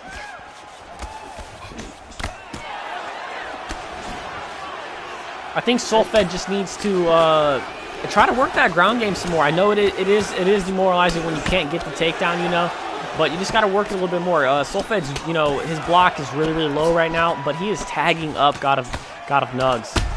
Oh, and a drop. Huge knockdown. Huge knockdown by God of Nugs. He's fighting back. Both guys' head health is very low. Solfed finds his way to an uppercut, getting a rock, but it's going back and forth still again, Matteo. This is a wild fight, Kingsley. It truly is. I mean, if you want a roller coaster fight personified, this is that fight. I mean, both guys swinging for the fences. One try to attempt a head kick. Both guys using their stamina very well, and that head health is just blinking for Solfed right now. This could be trouble. It is. It is super low. He needs to back up and get, he needs to, get himself, composed for what's happening right now. God of Nugs on the prowl. He's smelling blood and water. He's a shark. But again, every time Solfed gets knocked, he comes back and fires a barrage and just fights back. This is a crazy event. He does defend himself well right after he gets rocked. He does put some hands back on his opponent. absolutely. And both guys, I mean, they see how low that block gauge is, the head health is, and they're just both going to town. And you see one little slip from God of Nugs, but he gets drove into the cage again. It's possible for him to get out of this cage attempt. He gets it. Going for a ride like a roller coaster. This is where Solfed wants to be. He wants that half guard positioning. See, now when you're in side control, what you want to do, you just want to hold your opponent here. Now the opponent was able to get to half guard, but now he's going to posture up, and now this is when you can put some damage in. If I was Solfed, I would try to work that body as best I can, because the stamina, is just, it's, dramatically different between each other. And God of Nugs gets the reversal. Now he is on top with 10 seconds left on the clock. Yeah, I mean, so far, this is a perfect way to end the second round, because both guys need a little bit of a break for going 100 miles per hour in that second round. I mean, I'm not even going to score these last 2 rounds. I think this third round is going to be amazing, Mateo. I agree. I think Solfed needs to maybe go for a finish. I'm not sure. I'm not sure what the judges think about this fight so far, but I think I have God above a little bit. But God's head's blinking as well, so it's like it's anyone's fight right now. Oh, the huge mistake, the whiff kick, and now that could be and the it's over. It will be over. Oh my goodness! What a gorgeous head back sway with Solfed to end that fight. Wow. Whew. You'd say one mistake. That one mistake, the whiff. Like, here we go. I think we're going to see the replay here. That whiff head kick, him sliding back and then going for this onset of barrages. That little of a mistake. That's how close it was between both of these competitors. Yeah, it was wild. They both knew their block was low. So Solfed knew that Nick's block was low, so he just went in there after he rocked him, and he knew he was just going to have to start throwing strikes. Yeah, absolutely. I mean, again, I said before this fight, I thought it was going to be fight of the night. They seemed very even. It was a tiebreaker, and we definitely saw the tiebreaker right there. Great fight by both of these gentlemen right here. Knockout, George St. Pierre. If you look at the stats here, you can see that Solfed was landing. I mean, they were pretty even, all around pretty even. Yeah, if you really look at it. 2-1 in each round. It was 19-19, and then 84-82 and 25-23. These guys, you know what? I want a rematch. I really want to see a rematch. Yeah, I do too. That was a wild fight, and it was super entertaining to see that. Jeez, like, kudos to both guys. That's what you want to do in the ESFL. If you lose, you want to put up a performance where you're proud of it, and people had an awesome time watching it. That was a great fight by both gentlemen, but Solfed had to be the one to win. Great showing. It truly was. Let's go back to the booth and see what we have. Yeah, absolutely. And it seems like we got our next link. It seems like, oh, you know what? I'm actually really excited for this next fight. Because I think I told you before we got in the booth that I defeated this guy. This was like my last win in the ESFL against this guy. Scope MMA versus Bartholomew. Oh my goodness. Really good fight. Scope is no spring chicken. He's amazing in this game. And I was lucky enough to beat him, but like he's really great in Bartholomew. 100 in ring championships. And it's back at welterweight, and it's the same matchup that we just saw, George St. Pierre versus Nick Diaz. I'm not sure if they're going with these characters, but it seems like they are. No possible way we get back-to-back fight of the nights, right? There's no possible way. This fight card cannot be that good. You know what? Actually, no. It's the ESFL, the #1 virtual fight capital of the world. These fights can be fight of the night if they want to. I mean, exactly. Repeat. So the same exact matchup once again, and like I said, same thing I said about the last fight. George St. Pierre's chin, but the wrestling department is fantastic. And Nick Diaz, man, his striking, it's overwhelming. It truly is overwhelming. His striking is outstanding, and yeah, that's what most Nick Diaz try to use. They try to just work that body, work that head, just work everything. Yeah, absolutely. I mean, all the things that we said in the last fight could be portrayed in this type of fight. I mean, it's possible we could see another barn burner. We could indeed. Yeah, absolutely. So, again, Scope MMA is in the red gloves. He will be using Nick Diaz. And then we have Bartholomew using GSP in the first round. They both touch gloves. Here we go. And right now, they're both being close. patient. They're both being patient, trying to see where their strikes fit in. You can see the slip attempts happening by Scope. Hopefully he doesn't lean too much on the slipping, maybe being too preemptive.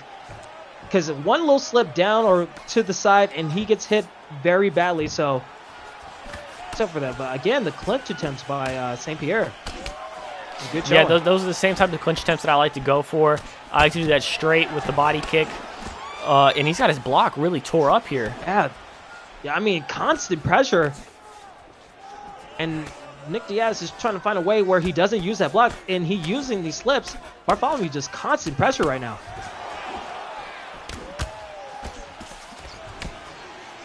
Oh, good combo right there with a slip. It was indeed. Again, oh, amazing back kick for the fences. Oh, good push kick. Okay. They're in the clinch now, and it looks like Scope is, denied his first transition, but it seems that George St. Pierre got the takedown. What a gorgeous takedown that was. Judo throws are deadly, and the fact that he's in this top mount position, going for these strikes. If he denies one, oh wait, this could be trouble. Bartholomew looks like he's good on the ground. He looks like he knows what he's doing. He looks composed. And the same thing I would have done. I would try to stay to the side. I like being in the backside. Oh, Nick Diaz got the full guard. Now Nick is either going to put him in a rubber guard or he's going to try to extend this back up. Yeah, so speak about being in a rubber guard. What does that give you in advantage in the ground game? The rubber guard, man, it truly is almost as good as crucifix. If you can hold someone in the rubber guard, you can truly put in some real damage to the head. But there's one thing I don't like about the rubber guard is that some players online, they'll sit in your rubber guard and you'll just keep hitting their head and the ref will stand you up even though they're in your rubber guard, which I don't like about that. I don't think I don't think it should work like that, but that is only one bad thing about having the rubber guard. But the rubber guard is just amazing. George St. Pierre is in the side control now. Now he wants to be able to hold him here, and he wasn't able to. Nick Diaz gets back to the full. It just seems Bartholomew is comfortable being in this half guard position, being in the top game. He's not really forcing the issue a little bit. He's just taking his time, taking some little strikes here and there in these last couple of seconds in the first round. I really like the feints that Bartholomew used to get that posture up half guard. Oh, those body shots are raining down. What a round that was. Yeah, a great finish to that round by Bartholomew. In these nice push kicks that he was getting, he comboed those push kicks with a couple of hooks and jabs, and it looked amazing. Like right there, boom. Oh, nice if you're Bartholomew. Yeah, Bartholomew was doing really well that round. I would definitely give that round to him if I was a judge. Yeah, absolutely. And Scope MMA, if I'm him, you had some good strikes, but really couldn't do much to the ground game. I would try to look to deny the driving takedown because it seems like that's been his kryptonite so far in this first round. And the ankle pick takedown to start the second round. Oh, my goodness. And we're back to where we ended the first round. Yeah, some fighters do that. They do the glove touch to straight ankle pick because people they never expect that. And you go straight to top control. Oh, but a nice reversal, but I think a lot of a loss. I thought GSP was going to go for the Kimura, or he's just going to flip him over just like that. Yeah, I mean, we're basically pancakes right now. We're just flipping over, up, like, forward and back. And right now, this half guard position, it seemed like he was trying to go for a submission attempt right there. What submissions can he possibly do in this half guard position? He can only go for an arm triangle, but most of the time with the GSP, especially against a Nick Diaz, you're just using it as a fake. You're just throwing it out there just so you can get a little bit of momentum for your other positions. But GSP's postured up in full guard right now, and he's actually landing him some damage. Scope does not want this right now. I mean, he's able to get some sort of reprieve from those body shots, but right now this posture up is looking very great in the eyes of the judges. I mean, if he lands a lot more body shots, that stamina's going to go lower and lower, even with a Nick Diaz. I 100% agree. GSP looks very, very, very comfortable. Bartholomew looks like he really knows how to use GSP on the ground. This is just his place. This is his world. You know, he knows what he's doing down here, and he's just destroying that block, just left and right, just destroying that block. And now he's got him flattened out. Yeah, and, to your point, like, look at all the stamina Scope MMA is losing right now. Exactly. I mean, yeah. 2 back flats and you try to get up, and then all that stamina just halved in comparison. So that's crazy. But he's able to get up. Oh, that was a perfect little get up with the when they're striking. Right now, if I'm Scope MMA, I will keep on the pressure, make sure that he doesn't let George St. Pierre pivot. But a huge rock. Bartholomew tries to go for a front kick, almost lands, but gets a slip. The one problem Scope MMA has right now is that his block is so low. And what a rock that was. He's going for that front kick again, but it was not able to go through. Yeah, but this is the perks of having a Nate Diaz. I mean, look at the stamina advantage that Nick Diaz has. It's a little bit further, even though George St. Pierre has been controlling this whole second round. I know. On the ground is completely different stamina, but when they're standing up, you can see the difference. And look at that stamina loss after doing a 3-hit combo. Scope MMA could take advantage, but he needs to find an opportunity. That was a good back sway. Yeah, and right now, Scope MMA, if he hangs on for the 3rd round, this could be a whole different ballgame. Okay, lands. He's going for the kill right now. Will he get a knockdown? No, because that's the end of the 2nd round. Oh my goodness. Take your time, bro. I know it's been a crazy 2 rounds. I would be confident too, because that was absolutely crazy. That was a wild. This has just been a wild fight. I really like how Bartholomew is using GSP. He's using GSP like how a GSP should be used. But, you know, his stamina is lower, right?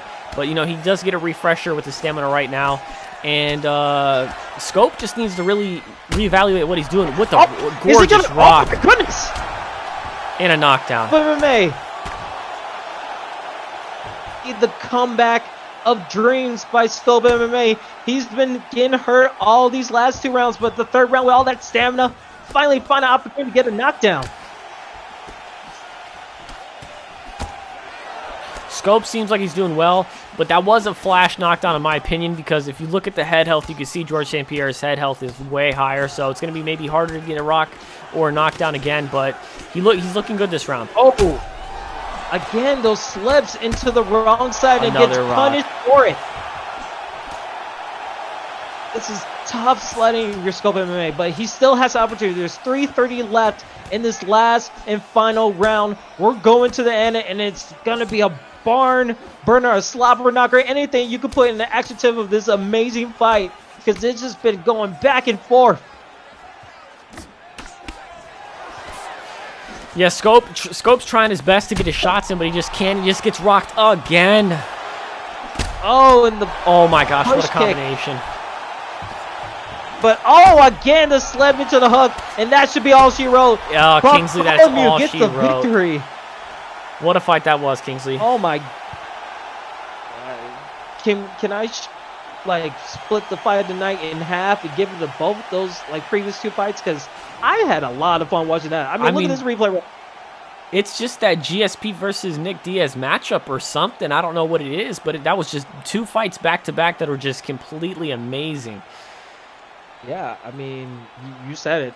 Both fights have been Nick Diaz versus George St. Pierre, and George St. Pierre is that dude. Yeah, he's that guy. Definitely that dude against Nick Diaz. Yeah, for sure. Oh, man. I'm not sure what Bartholomew's record was, but that was an amazing performance by him. He's definitely an ESFL vet. He definitely had a good showing the last time he was here. And look at the stats right here. 107 to 82 in total strikes landed, 33 to 12, and 5 stuns and wobbles and 4 knockdowns from Bartholomew. So he definitely came here to play. He was just perfect in all stat categories. And he had 5 minutes of control. He really was controlling that ground game really well. And that was just a really good fight for him. I mean, that's a round and some change that he had control. That's absolutely incredible. So, Scope MMA, he was making the season 2 debut. He's 0-1. This will not be the last time we see of him. I'm sure he just needs to go back to the undercards and find his way back into the winning column. While Bartholomew, his stock is rising higher and higher, and maybe we get to see him, knocking on the door of a #1 contendership. But there's a bunch of people in this PS4 ESFL rankings that need to have an opportunity first. So there's a lot of good future matchups that we could possibly see, Mateo. I agree 100%. There's a lot of prospects in this ESFL league, and it's just been, tonight's fights have just been amazing overall. Just been really, really good fights, and just really high-skilled players, as you can see. And it's just been great. Yeah, absolutely. Now, we are getting closer and closer to the main event, but we still got a couple of fights to go. As we see, I am getting the link now for you so we could get this thing going. I think our next fight, if I'm not too sure, Iron George. I could be wrong. Actually, no, that link is not working. So we're gonna back to see if we can get our next link, next fight link. But our next fight should be 9 Iron George versus Begg, who are ranked in the top 50. So both guys making their debut, so it should be a really good fight. But we just need a link for it. Hopefully our guys in the back could give us that. But again, if this next fight could live up to the hype that the last 2 fights had, I'm going to be happy to wait for this fight. Yeah, so am I. I mean, the last 2 fights that we had, they were back-to-back barn burners, and they were just insanely awesome to watch and just see just the high skill level of these players that are playing. Yeah, absolutely. And man, to think about it, like Nick Diaz is 0-2 against George St. Pierre. If you were a Nick Diaz, like what could you possibly do against George St. Pierre? It just seems like pressure seems to be the answer against George St. Pierre. Yeah, I mean it is, and you need to work the body more, and you just got to mix it up. You really got to mix it up. You got to make the George St. Pierre thinking, and on the ground game.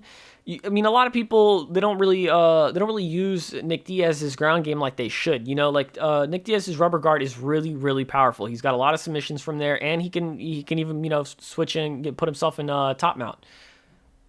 Yeah, absolutely. I mean, the rubber guard in previous fight, like it could do a lot of damage, and it's very technical what you could possibly do in it. It's like a Venus flytrap. Once you're in it, you're locked in. So. Hopefully, we get to see a lot more Nick Diaz's versus Jersey St. Pierre. It's going to be a whole ton of fun. Kingsley, it looks like we have our next fight. Perfect. 9 Iron George versus Vigorously. And this could be a barn burner. We got Khabib Nurmagomedov and Conor McGregor. I'm not sure if this is their final picks, but this is what it's looking like. Khabib versus Conor. I mean, McGregor pick, I wouldn't use it, but Khabib seems like a great pick, especially if you have a great ground game. I mean, if you have that, and plus his striking is a little bit good, I mean, he could be unstoppable, but it doesn't seem like that's going to be the pick. It seems like Rafael Dos Anjos is the meta for the lightweight division. A lot of people love to use Rafael. Do use him. We're going with the Cowboy, possibly. Cowboy getting his victory last night, or I think it was a couple of days ago. I'm not too sure, but I win his fight and called out Conor McGregor. So if they're going for it, I would love to see that matchup. Feels like they're going with a Conor McGregor pick, so we're definitely going to get that. So a little switcheroo. Khabib's going to the other corner while Conor's going to the other one. I like it. Also, if it's possible, if you're streaming tonight, please mute the music. We don't want to get any copyrighted music in our stream. And also turn down the commentary if possible. Yeah, that would help us commentators out tremendously. Yeah, absolutely. We don't want to get in trouble with the law, especially with YouTube and Twitch. Yes. It'd be crazy. But here we go. The first round. Conor McGregor. That was a good denial. That was a good denial by Vigorously. vigorously as McGregor in the red gloves, and so far going for the takedown. As you said, a great takedown defense. Conor McGregor is definitely going to need that. He's doing a great job takedown. blocking things here. Oh, I like what he just did there against the cage. Some people aren't, suspecting of that you'll go straight for the double leg high, and some people do. Things could get really interesting. And so far, this is Khabib's world right here. When you go into the ground game and you have your belly to the mat, I mean, it's just a bunch of trouble for Conor McGregor, because Conor McGregor doesn't have the bottom game stats to counter this onset of pressure on the ground game. He truly is. Khabib is a jocker in the lightweight division in this game. He's a complete monster on the ground, and he has a lot of control. Oh, and he gets an armbar. And this is a 5-gator. If he's able, and you look at that stamina, it's so low, so the escape movements are going to be a little bit slower. And he's already to the 4th gate. Matteo, this could be trouble. This could be it. This could be it. We can see right here the 5th gate. Here it is. Goodness. Here it is. Does he get it done? Does he get it done early? And he gets it done early. What a performance by 9 Iron George. Wow. What a submission. Don't let him leave the cage. Don't let him leave the cage. We need security. Okay, I don't trust him. Do not let the eagle fly today. Get back in the cage. There to isolate the arm, secure it, and ultimately force the tap. The arm finish comes here. Matteo, I mean, that was a ground clinic from a Khabib. I mean, that truly was. Here's the end of the fight. And the way he had control in the submission was great too. And that was just a phenomenal finish. It truly was. And just the stamina difference is really what caused that to happen right there. Was that stamina difference? He saw that Conor's stamina was lower, and he's like, I got to go for this armbar. That whole fight is the reason why I don't want to fight in lightweight in ranked, because Khabib is just a monster in the ground game, and I'd rather have an opportunity to go against someone else. So that's a crazy. That was in the first round too. Nothing but takedown attempts. He was able, to his credit, he was able to get out the ankle pick takedown. But yeah, he was. Other than that, the driving takedown, it just didn't seem like it was to his benefit. Yeah, the driving takedown was very, very smart by him, and the ankle pick, Conor McGregor denied it instantly. It was like he was ready for it. Yeah, absolutely. And when you suffered a loss like that, you want to say you know what, he got lucky. I don't know how he possibly got me like that, but that's what happens in the ESFL when you're not prepared for any situations that could happen to you. So hopefully he learns a lot from that. Maybe the Conor McGregor pick, once you see a Khabib, maybe hold out for a second, because the fighter selection is usually a chess game. It is. In some sort of ways. It is indeed. Absolutely. And it looks like we have our next fight right here. Yeah. It looks like it is Papa Doc 60 versus Rehan 2014. Oh, okay. Originally, Rehan's opponent was Danny Mara. So this is a kind of turn of events. Papa Doc fought for the ESFL PS4 title. He was a champion before, and this is going to the light heavyweight division. Rehan's going to have a lot on his hands against a former ESFL champion right here. All right, that is 100% correct. If Rehan can even prove, his skill to Papa Doc, I mean, it really shows who he is. You know what I mean? What type of caliber player he is. Seems like this is a night for classic matchups, as we're gonna get a Gustafsson versus John Jones matchup. I'm really liking this. So is Papa Doc gonna go with John Jones? He hasn't readied up yet, and now he has. He has, and it's locked in. I mean, we saw Diaz versus St. Pierre.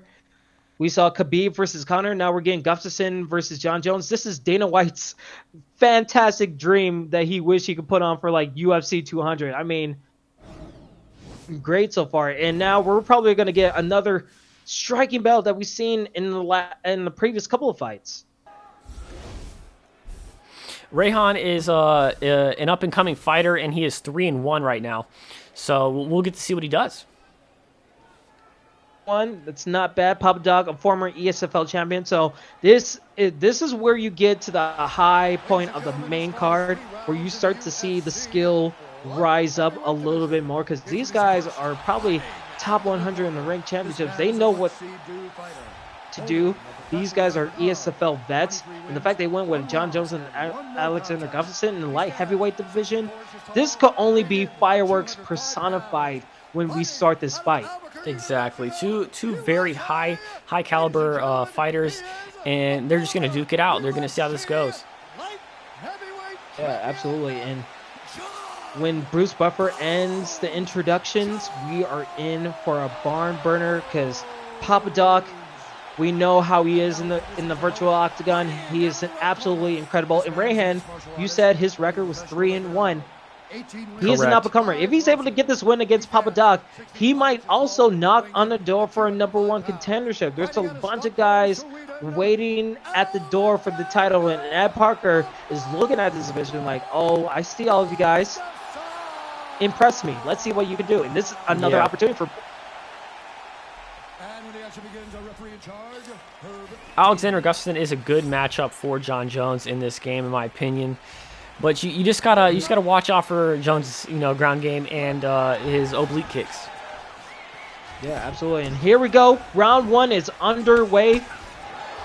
We have Alexander Gustafsson. Rehan is in the red gloves, and then we have Papa Doc in the blue using a John Jones, and you can see the patience is already there.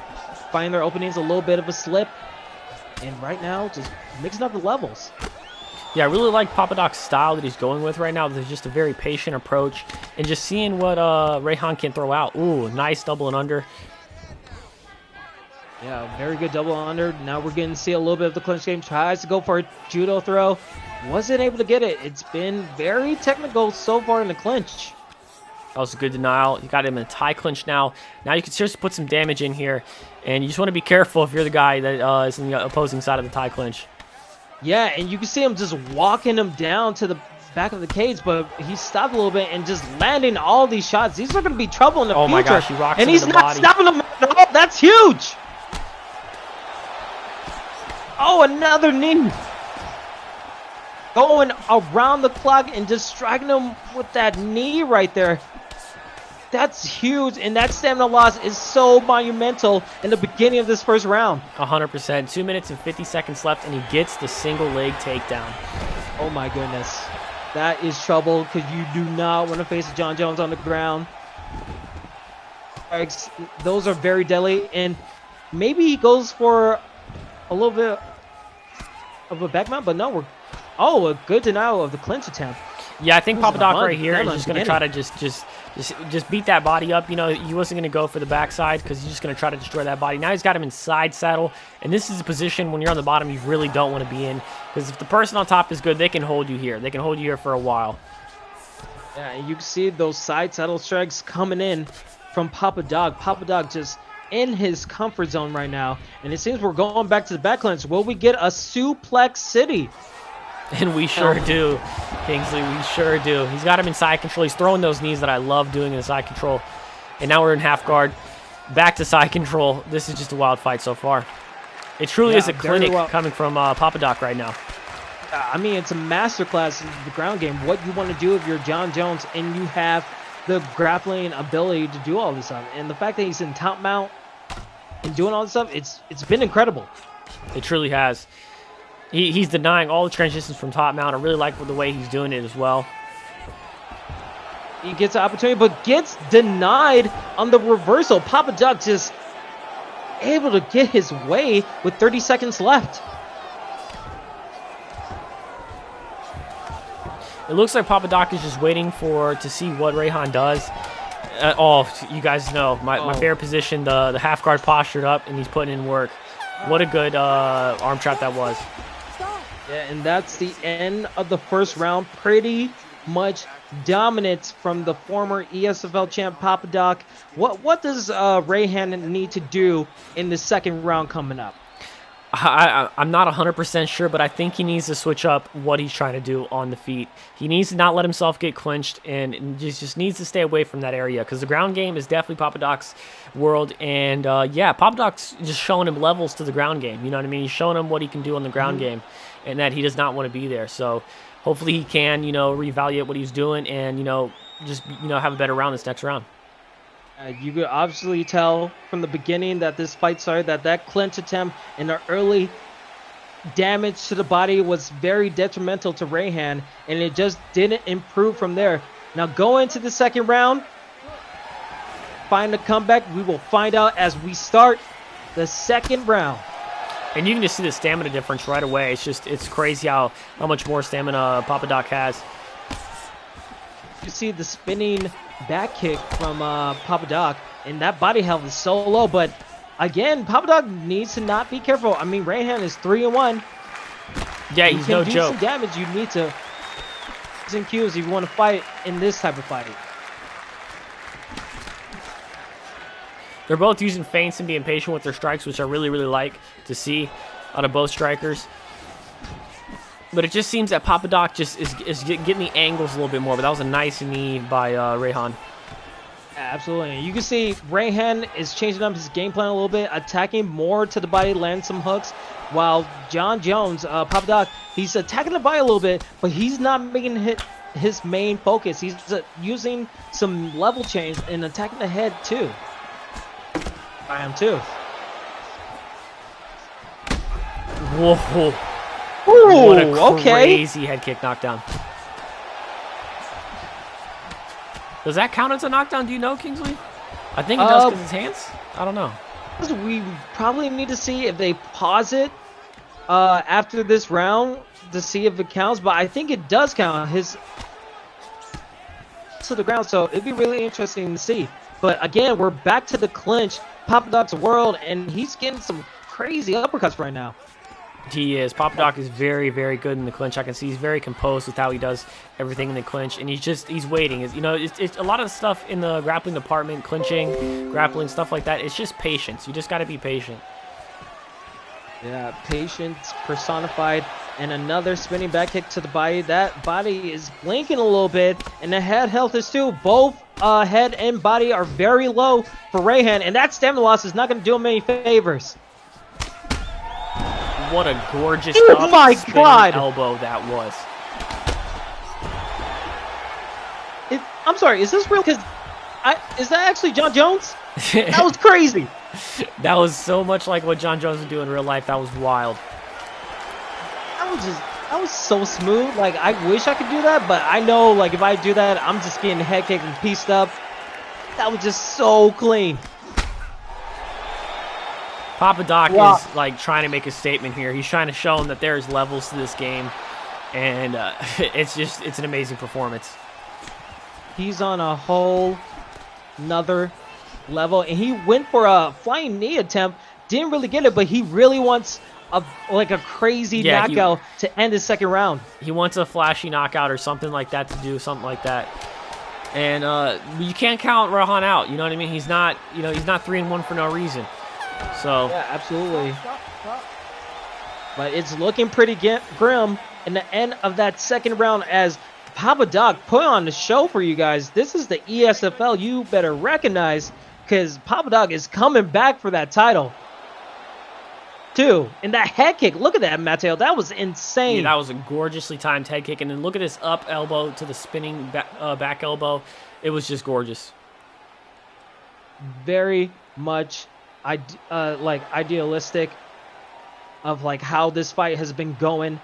Papa Doc getting some clinches, able to get some takedowns, and just now his striking is on a whole nother level as we go into this third and final round. Rehan in the red gloves and Papa Doc in the blue. Rehan seriously needs to make just a read or something. Oh, now he's in the clinch. This is really not good for him. Every single time they've been into the clinch attempt, it's just been a horrible situation for Rehan. And again, just like the first round, the knees to the body, goes for a stun, and now he's just looking for a crazy knockout. And the body is falling. The head health is low. Oh, another forearm. It could be written stars. This could be it, Mateo. This could be it. Papa Doc is, at this point, he's playing with this food. No disrespect to Rehan, but his body health just can't keep up with it right now. He's a former champ for a reason. The strikes are just landing so much. There's hardly anything you can do when everything is so low and the stamina is just not your friend. Clinch attempt. He gets a great deny, but it's just so troubling for him.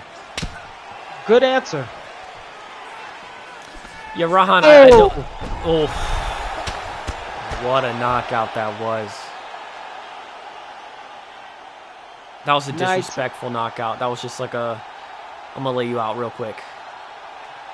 Yeah, I mean, night, don't let the bed bugs bite, because that was just, ooh, just the smoothness, just fall, like, back sway. To That's the all elbow, she wrote. back sway elbow. That's one of my favorite things to do with Tony Ferguson or even Conor McGregor. Conor McGregor has that back sway elbow as well.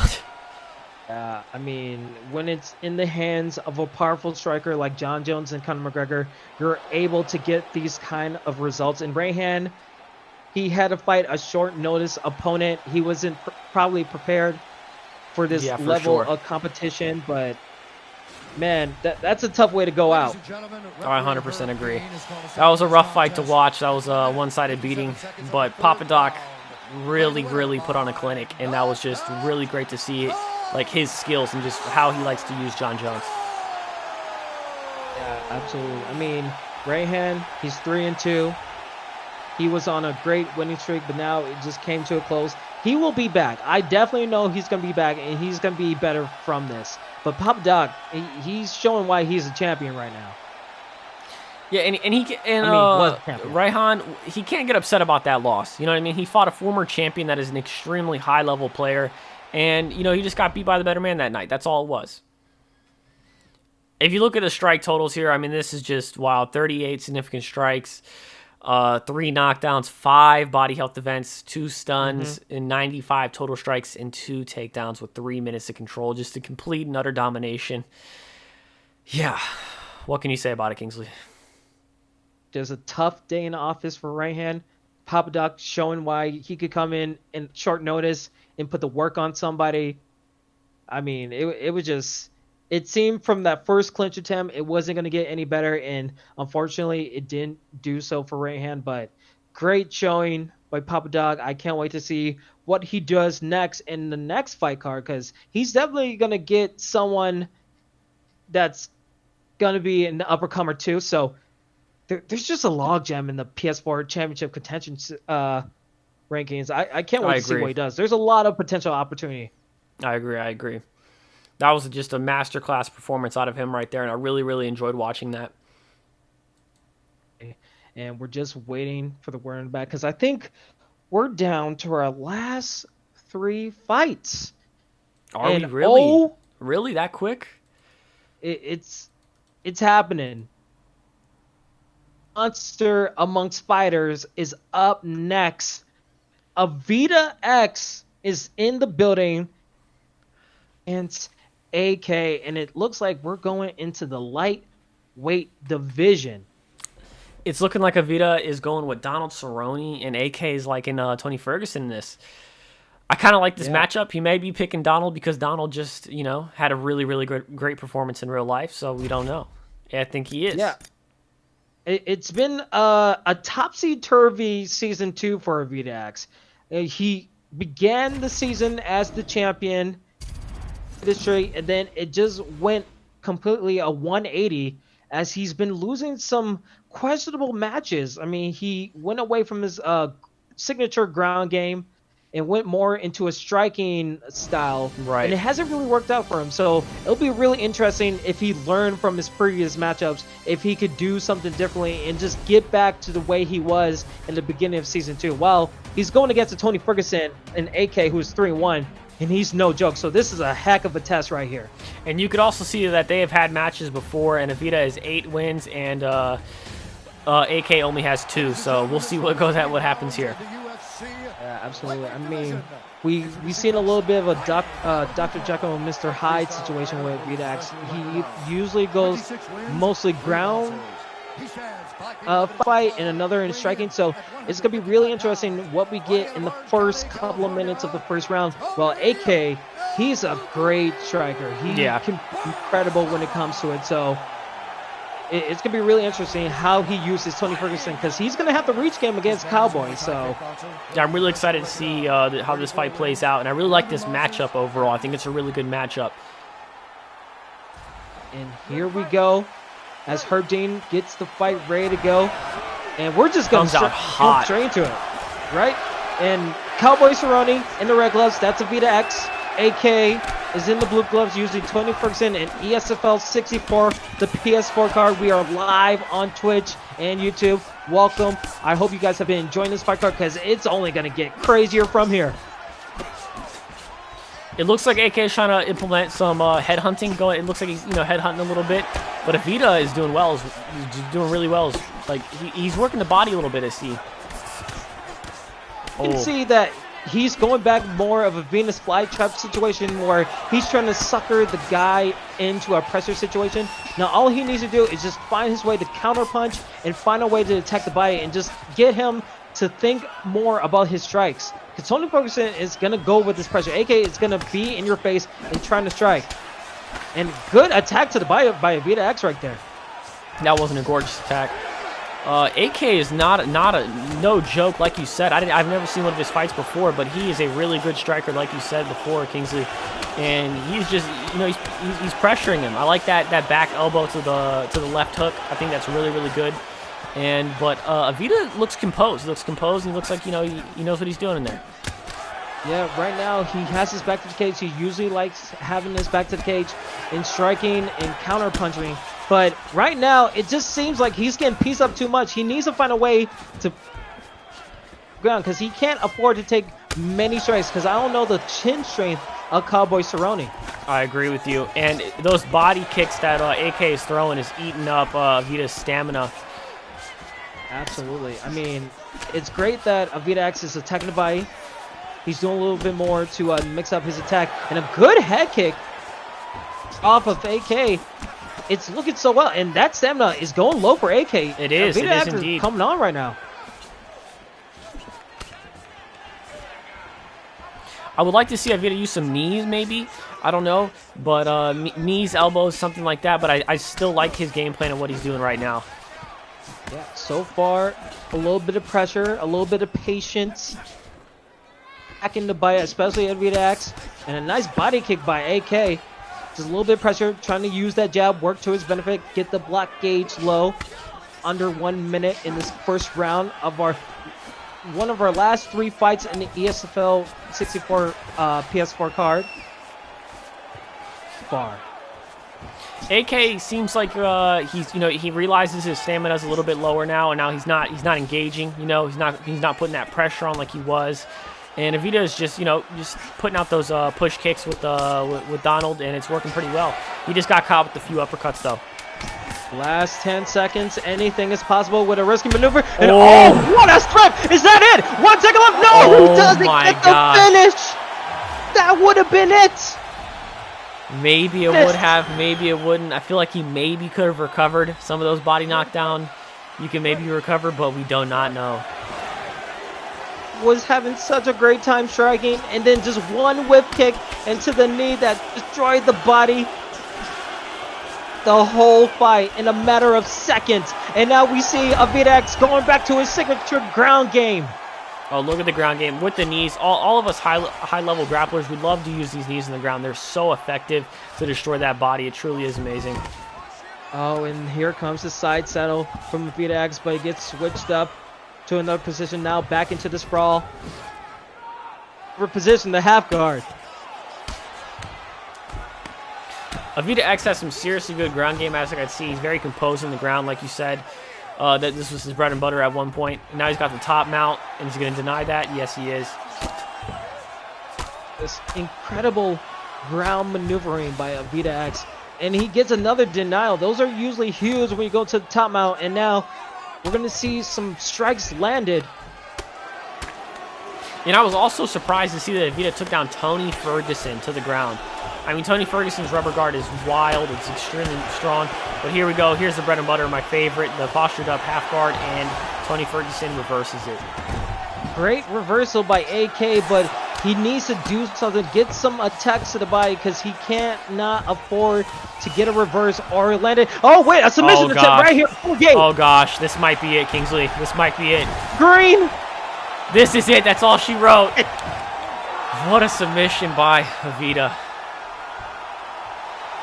Victor is back alive. Evita X is back in the building. What a great showing. And submitting a Tony Ferguson. It wasn't 2-gate, but he did submit a Tony Ferguson. AK was doing really, really well on the feet until he did, that first round and that whole knockdown at the end. It probably threw him off a little bit, and then he got taken down. It just wasn't his night. I mean, when you go into the ESFL, it's just a matter of seconds that a fight can just turn into somebody's favor. And that whiff kick, he had the right idea to be aggressive in the last 10 seconds, but that whiff and Evita X knew and just slipped down. It was able to do the right maneuvering to attack with the knee to the body. That changed up the whole complexion of this whole fight. And Evita X was said, you know what? I'm going to go to the ground game, and I'm going to attack you, and there's nothing you could do about it. I'm going to get the submission done. Crazy. Herb Dean is going to show us who won, even though we already know who won. I want to see what the strike total was for that fight. That was a fantastic fight. I'm so... Both guys put out a great showing. AK is going to be 3-2. Evita X finally gets that elusive 4th victory. Maybe this could be the comeback from Evita X. I mean, he's been away from the title picture. Maybe he could work his way back up into an opportunity. But AK, he's definitely going to come back. It wasn't his night. And again, one mistake doesn't make a whole fighter. Exactly. But my goodness, what a major mistake. Yeah, I 100% agree. But that mistake cost him the fight, and that is what it was. But yeah, look at those stats: 65 total strikes for Evita, 18. They were pretty close in the striking department if you really think about it. But that first round at the end with that knockdown to the body, that really changed the whole entire game. And the ground control that Evita had was very impressive to me. I really liked how he controlled a Tony Ferguson on the ground of AKs. And it was really a masterclass performance. Yeah, and I would really love to see if they could go to the first round compared to the second round, because I want to see what the strike total was for Tony Ferguson in that first round, because I felt like he got more of the strikes, but then like that second round happened and that knockdown happened, and then everything, the game plan changed, the psyche changed, everything upside down, and that was just the be-all end-all of it. Okie doke, let's go back to the booth and see what's cooking. Right, I mean, slap. We got the co-main event, as I think it's time for our Xbox guys to take the spotlight, because our next fight versus Combo in the welterweight division. Now, these are some of your guys in the Xbox side. Take it away. These are my guys. Declan is a seriously high level grappler in the Xbox department. He's if he gets you on the ground, it's mostly over. His grappling is extremely high level, and Combo's name is Combo for a reason. He likes to throw combos. He's a really high level striker. I can't wait to see this fight, and I want to see how it happens. Oh my goodness, we're gonna get the trilogy. And this George St. Pierre. Yeah, the trilogy, you're 100% right. And this is the winner of this fight fights XYZ Styles for the title that is vacated on the Xbox ESFL League. So very much huge stakes, and you don't want to put anything to chance. So you go with a Tyron Woodley pick. I really like Tyron Woodley because him is superb. I love his hooks. His hooks and his uppercuts are just so deadly when it goes against another fighter. And not to mention his leg kicks. He has insane leg kicks, especially for a striker and wrestler that doesn't even have like tree chopper or attack the base. And Nick Diaz's legs are very weak. And I feel like that's what Declan might try to do in this fight. Absolutely. And hopefully these guys can turn down the in-game commentary a little bit, since we don't want a double echo of commentary. Yes, 100% agree. I'm looking so forward to this fight. Like, it's been a while since we've seen a Tyron Woodley pick, and I just want to see if he's still good in the game. I want to see some of the pros use him and use him really well. Like, that's all I'm looking for in this fight. I feel you as well. Tyron Woodley is just an animal overall, and in the game, he still is very good. But you were also right. You really don't see him too often. Now, again, this is our co-main event for the Xbox side. This is for a #1 contendership. Combo in the red gloves using Nick Diaz, and Declan using Tyron Woodley in the blue gloves. I'm going to turn the volume down just a little bit just so we don't have to hear the commentators. And yes. All right, and so far, both guys trying to land their strikes, find their opportunities, and good combination attacking the body, but he can't get pieced up. Those trade opportunities could be costly if you go against a Woodley and try to see if you could get a body kick. Yeah, Woodley has a lot of power in his punches. He packs a lot of power. And also in his leg kicks. I would like to see Declan use some of those leg kicks, but I'm not sure if he is. Oh, and he got robbed. And, oh, wait a minute. Combo, go on the warpath, find some opportunities to get a little stun right there. And now these push kicks are just working the way to the body, but he gets caught on the body kick right there.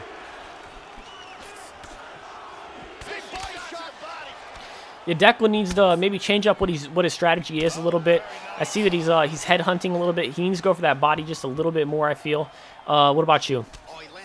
Right now, I'm usually a counterpuncher, so I like what Declan's doing right now, just taking his time, trying to let the action come to him. But right now, you need to avoid these trade opportunities because every time you're getting pieced up, you're getting uppercut to the body, you're getting hit in the face. You need to watch out for your head health. You need to be aware of this situation. This is only the first round. You need all of that stuff going to these future rounds. This is a huge stake fight. I agree. It's just damage personified by combo right there. Just getting those combos. The combo is really good at hitting that uppercut to the body after he jabs it, and he does it always 2 times, I believe, and it just really works well for him. Oh, and you could just see combo just in rhythm with his combos, able to get some push kicks, get some hooks, but a head kick like that could be a costly mistake. It could be.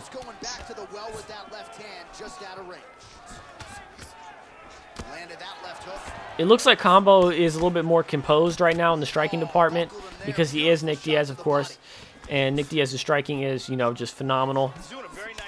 Yeah, absolutely. And just like right now, under 1 minute, you see the stamina difference. And against a Nick Diaz, you're already in trouble because Taiwan Willie doesn't really have the greatest stamina attributes to him. Not at all. His stamina is honestly pretty horrible. That's why a lot of people probably do not pick him, in my opinion. Because I don't use him because, I mean, he is a great striker, but, he does have great ground game. But, the stamina is a really big factor in these fights.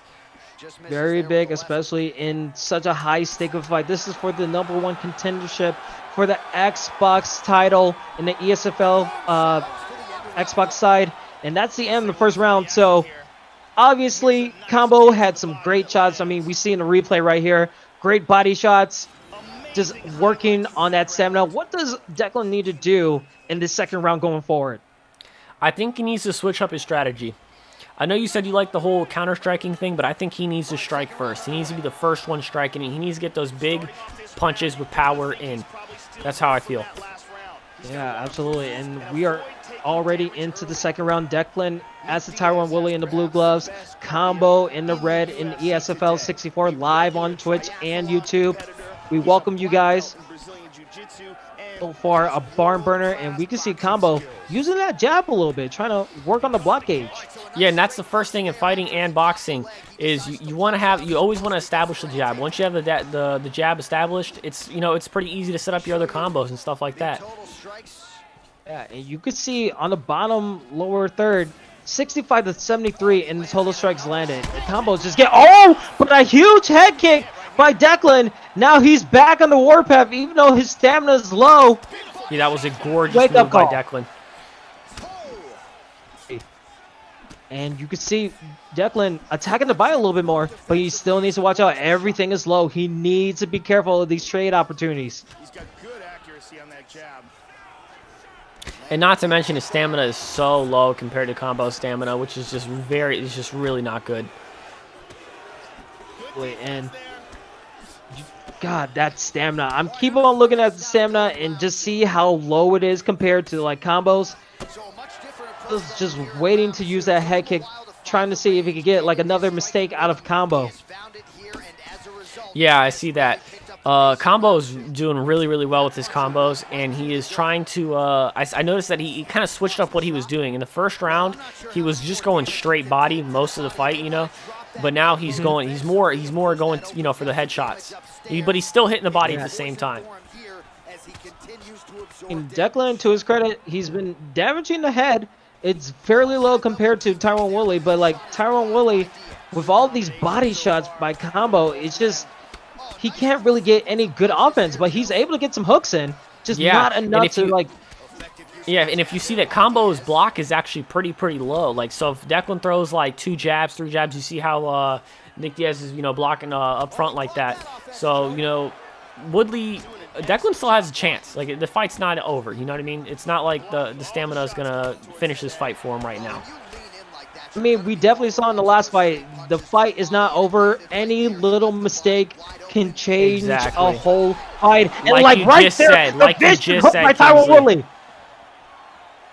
Any mistake can change the fight. He is running on fumes right now. Declan was able to get a rock, but again, that body health is not to his favor, and he could barely get a 3-hit combo without using all of his stamina. Yeah, that is truly unfortunate for Declan. Oh, and he got the drop. Uppercut. What a round that was, Kingsley. What do you think about it? Amazing round. Combo was able to get that knocked down at the end, but Woodley, Declan, he was able to get some rocks. He's still fighting, like he's not giving up, but it's just tough sledding. You have the stamina disadvantage, the head health, the body health is low. Go into this third round as they show a sign of respect. These guys are put on the show, and Combo, he seems like he's knocking on the door as he gets a rock. Water, will he go for the kill? Attacking the fight. Wait, an uppercut. A huge uppercut by Declan. And he knocks him out! Oh my god! Oh my god! Kingsley, and he knocks him unconscious. What just happened? What a show by Declan. What an amazing knockout that was, and how perfectly timed that uppercut was. Combo leaned right into it, and that was all she wrote. The miracle comeback of the ESFL. In the water, Declan was. And I think then for some reason, he rises up and gets the 2 uppercuts. That was just insanity at its finest. Oh my gosh. I mean, what? That was just so unexpected. I mean, that truly was. Combo getting so many rocks. It seemed like it was blood in the water for him, and then he got too careless. I mean, I said it before. Like with the Evita X, one little moment can change a fight, and he wasn't giving up. He was going down on his shield if he was going to lose, and the fact that he went for those uppercuts and was able to get those knockdowns. Woodley is a bad man and with incredible power, so the fact that he got that's... Yeah. That was just one of the most... That was probably the most insane flash knockout that we've had tonight, or anything, because a lot of the fights tonight have been pretty close, or just, just complete blowouts. But that was just wild. That truly was a wild knockout. The triumph of victory and defeat, it is so slim in the ESFL, and the fact that happened, I hope you guys watch that as a lesson, because my goodness, anything is possible in the ESFL. I 100% agree. Whew. Anything's possible in any of these fights. As you can see, it looked like Declan was down on the cards the whole entire fight, but right there, like you said, one mistake changes the whole entire fight, and that is exactly what happened. Would you believe that's the co-main event? That's the co-main. That was the co-main. Now we're just waiting for a link from the guys in the back for the main event, and it's going to be wild. What do you think about the main event? Oh, my mind is just still blown from the co-main event, but like this main event, if it's anything like the co-main, we're in for a hell of a ride. I mean, EdParker for the ESFL PS4 title. You're talking about 2 great strikers going at each other, and it's in the featherweight division, so they're going to find fighters that are used to their strategies, and this is not going to be a 3-round fight. This is going to be a 5-round war. There's no battles anymore. This is just plain old war right here. 100% agree with you, Kingsley. I think we have the link right here, and we're switching to it right now. Do we have? Let me see. Let me see. We have the link. Oh, there it is. It looks like they're in the heavyweight division. EdParker, Unibot, title fight, 5 rounds. Who's going to be... I mean, is EdParker going to defend his belt, or is Unibot going to become champion? I doubted EdParker once. I will never do it again. I doubt... He reminds me of Prioxis, because I went against him once, and they proved me wrong every single time, so I will never doubt those guys ever again. And the fact that they're going heavyweight, that's such, like... Or they're switching up the weight classes. I think this might be our... Okay, I was about to say, the heavyweight would have been the first ever weight title fight that we had in the ESFL, and it looks like they're going welterweight. And EdParker's using his traditional Nick Diaz. He's very, very, very good with Nick Diaz. Yeah, I don't doubt it, but I'm still getting flashbacks to the co-main where a Nick Diaz was chosen, then everything... I 100% agree that that co-main event was just spectacular at the least. I mean, that knockout was wild. You could tell Combo was a little bit upset. He ended his stream instantly. And yeah, I would be upset as well. Oh my goodness, a Conor McGregor pick against a Nick Diaz. Then here we go, a Nick Diaz versus a Conor McGregor in a 5-round title fight for the PS4 ESFL title. That's crazy. That is crazy. Oh man, who do you got in this fight? Because I need predictions. I need predictions in chat, and I need predictions from you. Who do you got? 1 in the chat for EdParker02, if you have, and new for Unibot. Who do you got in this fight, Kingsley? You know what? I am just the lead commentator. I am Switzerland. I am neutral. I don't even want to say it because I don't want any commentators curse. I feel you 100%, and I agree. I am neutral as well. I'm Switzerland. Oh man, but again, this fight just has, like, it could have been fight of the night, like comeback of the whole season. Yeah, that was just completely Declan, outrageous. Got him. Nugs had a crazy fight. Scope. Papa Doc had an incredible performance. Now, this is the pinnacle of everything that we've seen this whole fight card. This is the main event.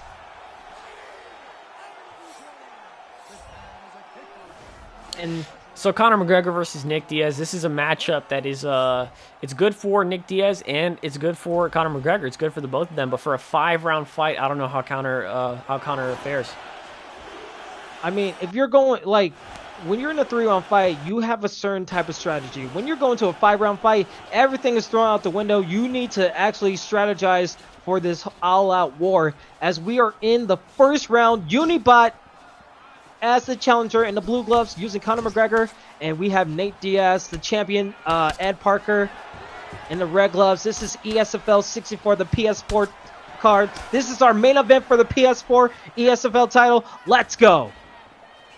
It looks like Unibot's doing pretty well with the strikes that he's throwing, and EdParker, man, I just love how patient he is. How patient he is with his striking. It's just amazing to see. Absolutely, and you can see the skill level has been raising up. You see both guys not really wanting to take a risk, trying to find their range, find their distance, figure out a way, find an opportunity, and it seems like a little bit more aggressive, trying to find the uppercuts, but not really doing well so far. But this is still in the infancy of the first round. 100%. I feel like they're both trying to manage their stamina pretty well, especially Unibot. He does not want to, exert too much stamina because, it is a 5-round fight. Yeah, absolutely. I mean, for a 5-round fight, stamina, body health, head health, you need to take those very much into account. You need to make sure that, like, by the 3rd round, you're in a good place where you go all out. Because, like, you could win this fight in, like, 3 of the 5 rounds. Exactly. Like, these 2 rounds, it's a whole new fight. Good uppercut and a hook by EdParker right there. And another great uppercut.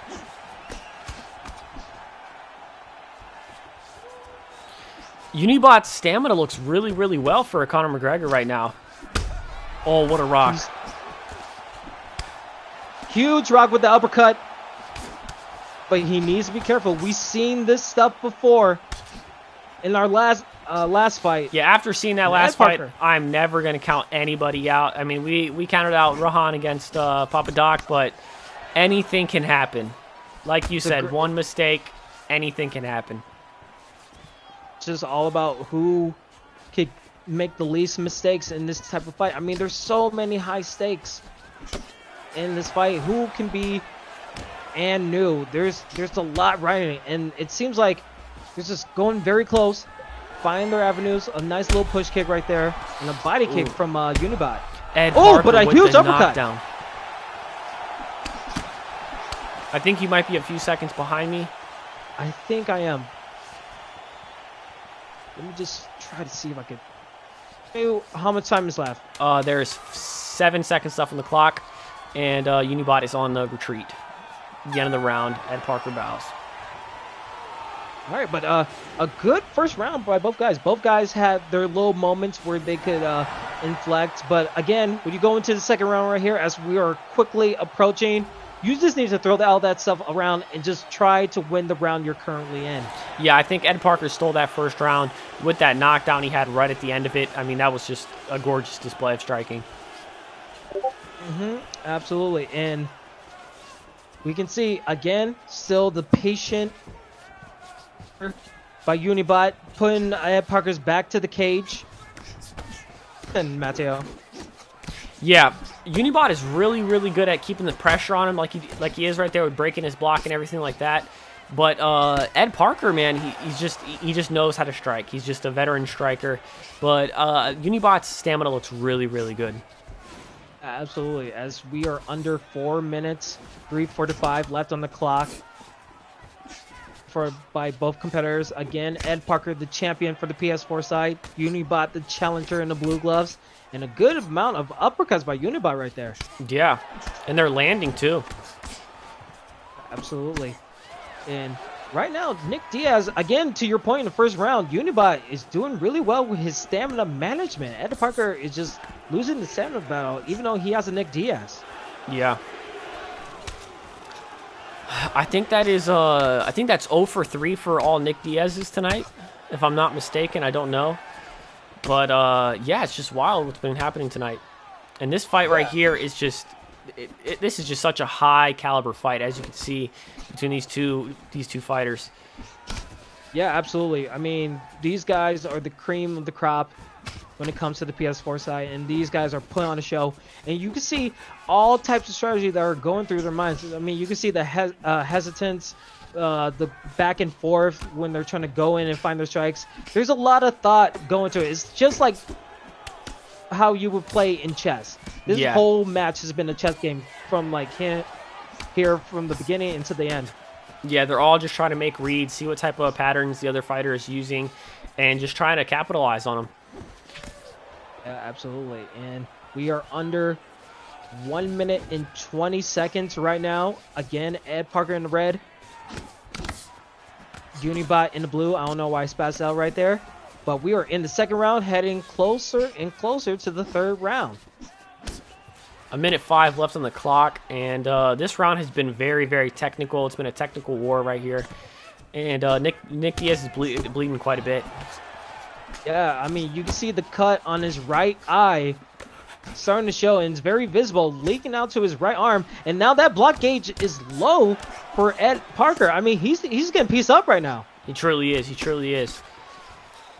Ooh, and you can see the close opportunity that EdParker had. He was going for a slip strike, and it just didn't work out as we are getting closer to the end of the second round.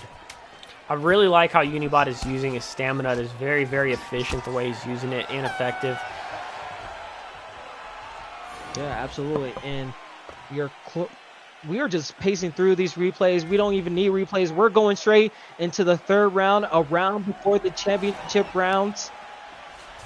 Our fight, Unibot in the blue, the challenger going against the champion in the red gloves, and EdParker using a Nick Diaz. It looks like EdParker's been a little bit more aggressive this round. It seems like. I can't really tell 100%, but that's what it seems like what is happening. Yeah, absolutely. I mean, you only have 3 more rounds left. Those 2 rounds, I mean, you have to put it on the wayside, maybe think about in the back of your head, but this is where you need to crank up the pressure a little bit. Find your ways where you could attack the bite and just, like, land well, favorably in the eyes of the judges. I agree. It could be one apiece for the judges right now. We don't know. But this is a phenomenal fight so far. I love seeing like super technical fights like this between the extremely high level, like cream of the crop, as you said, players and fighters in this game. I mean, it's a testament of how long these guys put in the practice and like go into these ranked fights and like research the combos, research the fighters, and just implement that in their game strategy. There's a lot of time that takes place to get to this kind of level. And you can see a huge rock by EdParker with the key landing of those strikes. And now he's on the warpath. And a knockdown. I'm about 5 seconds behind you, so I'm sorry that I wasn't able to see that knockdown until I heard you react to it. That is fine. I'm just Mystic Mac again. It's what I want to be. I want to be the next Will Smith in Aladdin. It happens. I'm a genie. I like that Unibot is using those like push kicks to the those side push kicks on Nick Diaz. It's working really well for him, but he did just get dropped, and yeah. And oh, another hook by EdParker. He is just piecing up Unibot right now, and it seems like it's going to his favor. But again, losing the stamina battle. Needs to make sure he doesn't get pieced up. And like in the last fight we had, any uppercut could change the pinnacle of the fight, so especially true. with a Conor McGregor. A Conor McGregor, a Tyron Woodley, anybody with power, it is just, it's always, you're always chancing it. Yep, as we approach 1 minute left in this 3rd round before we go into the championship rounds. 55 seconds left until we are hitting round 4. What a fight this has been so far. Incredible fight. And you can see that we're going to the finishing line very soon because both guys have health, especially that block gauge is going very low. Yeah, on both fighters. That was a really good body kick that Unibot threw a few seconds ago. And Ed's really putting that pressure on. He's trying to just stay in his face as much as possible, just breaking that block all the way down. Very technical, very much a patient type of fight compared to the previous fights that we've seen. What are your thoughts on that 3rd round? That 3rd round was just really, really good for EdParker, in my opinion. I really like the way he striked and stuff, but I'm worried about his stamina. What do you think? Very interested what they like go out in this fourth round in the championship rounds. I think EdParker is starting to be a little bit more comfortable in this fight as the fight keeps going. But Unibot, he's able to change this fight in a moment. So I would just wait for my opportunity if I'm Unibot and find that head kick like he did right there. I agree. Right now, another push kick. And another head kick. Those are landing very well for him. That he might be looking a lot more for those. You are just Mystic Mac tonight. I am. I put on the hat, Mystic Mac. Got to rep the cause, man. EdParker looks like he's doing really well, but now it seems like Unibot's switching up his striking. And that's what these high caliber fighters can do. They can switch up their techniques and what they're doing, in the fight. Like, landed the head kick again right there. It's just, you never know what they're going to do. Like, they can always switch it up. Absolutely. And you can see Unibot is taking more advantage of those head kicks. I mean, he's been landing those, I think, 3 times in a row in that last minute. So, EdParker, he needs to turn up. But, again, the mistakes are costing him a lot. And, oh, my goodness. What did we just witness? Ladies and gentlemen, at you as Unibot as the new ESFL PS4 champion with a pure straight by Conor McGregor. Incredible. Boom. I'm speechless right now. I'm completely speechless. What a knockout. I mean, we seen it in the last 2 fights. One guy was dominating the first couple of rounds, and then for some reason, someone comes back and hits an uppercut or a straight, and that changes the whole entire And it fight. just ends it. Flash, knockout, put the lights out, you know. What a fight that was. Oh, my Lord. That was an amazing fight. Again, a masterclass of opportunities by both of these gentlemen. And if you look at the judges scoring, it was 2 rounds for EdParker to so it could have gone either way going to these championship rounds. But if this was a 3-round fight, EdParker would have won. So that's crazy that he was able to get the win. Unibot, great showing. It really was. It really was an amazing fight. And Unibot really showcased his skills right there at the end when it gets tough. And that was just awesome. Yeah, I mean, this might be the card, the fight night that we had that were combined with crazy strikeouts, crazy subs. Expect the unexpected when you go to ESFL, because these nights happen a lot around these parts. Truly. That was such an amazing card that I had tonight, that we saw tonight. And I mean, just those fights, man. Like, as you said, it only takes one mistake. That happened in like three bouts tonight, where just one mistake and the fight is over. And that's all. That's all she wrote. Absolutely. I mean, again, just going back to the fight cards, I mean, we had at least 4 fight of the night candidates. Declan versus Combo, Evita X coming back from the dead and getting that elusive 4th win. Rehan going against Papa Doc going and making an incredible performance. In our main event, EdParker versus Unibot. Unibot has claimed his, I want to say his 3rd ESFL title in the ESFL. So kudos to him for making that amazing comeback in that 4th round. Absolutely incredible night of fights. It truly was amazing. And I was just happy. This is my debut of commentating, and I just had an amazing experience. And I just want to thank you for letting me join you in this. Yep. Again, guys, thank you so much for attending tonight's ESFL. Be on the lookout next week as we have the Xbox side being in contendership, because a title needs to be claimed by one of these guys. So, in the booth with you on your debut. This has been Kingsley. That's been Mateo. Thank you guys so much for attending. I hope you guys have a great night. We'll see you guys next Sunday. Peace out. We sure will. Have a great night.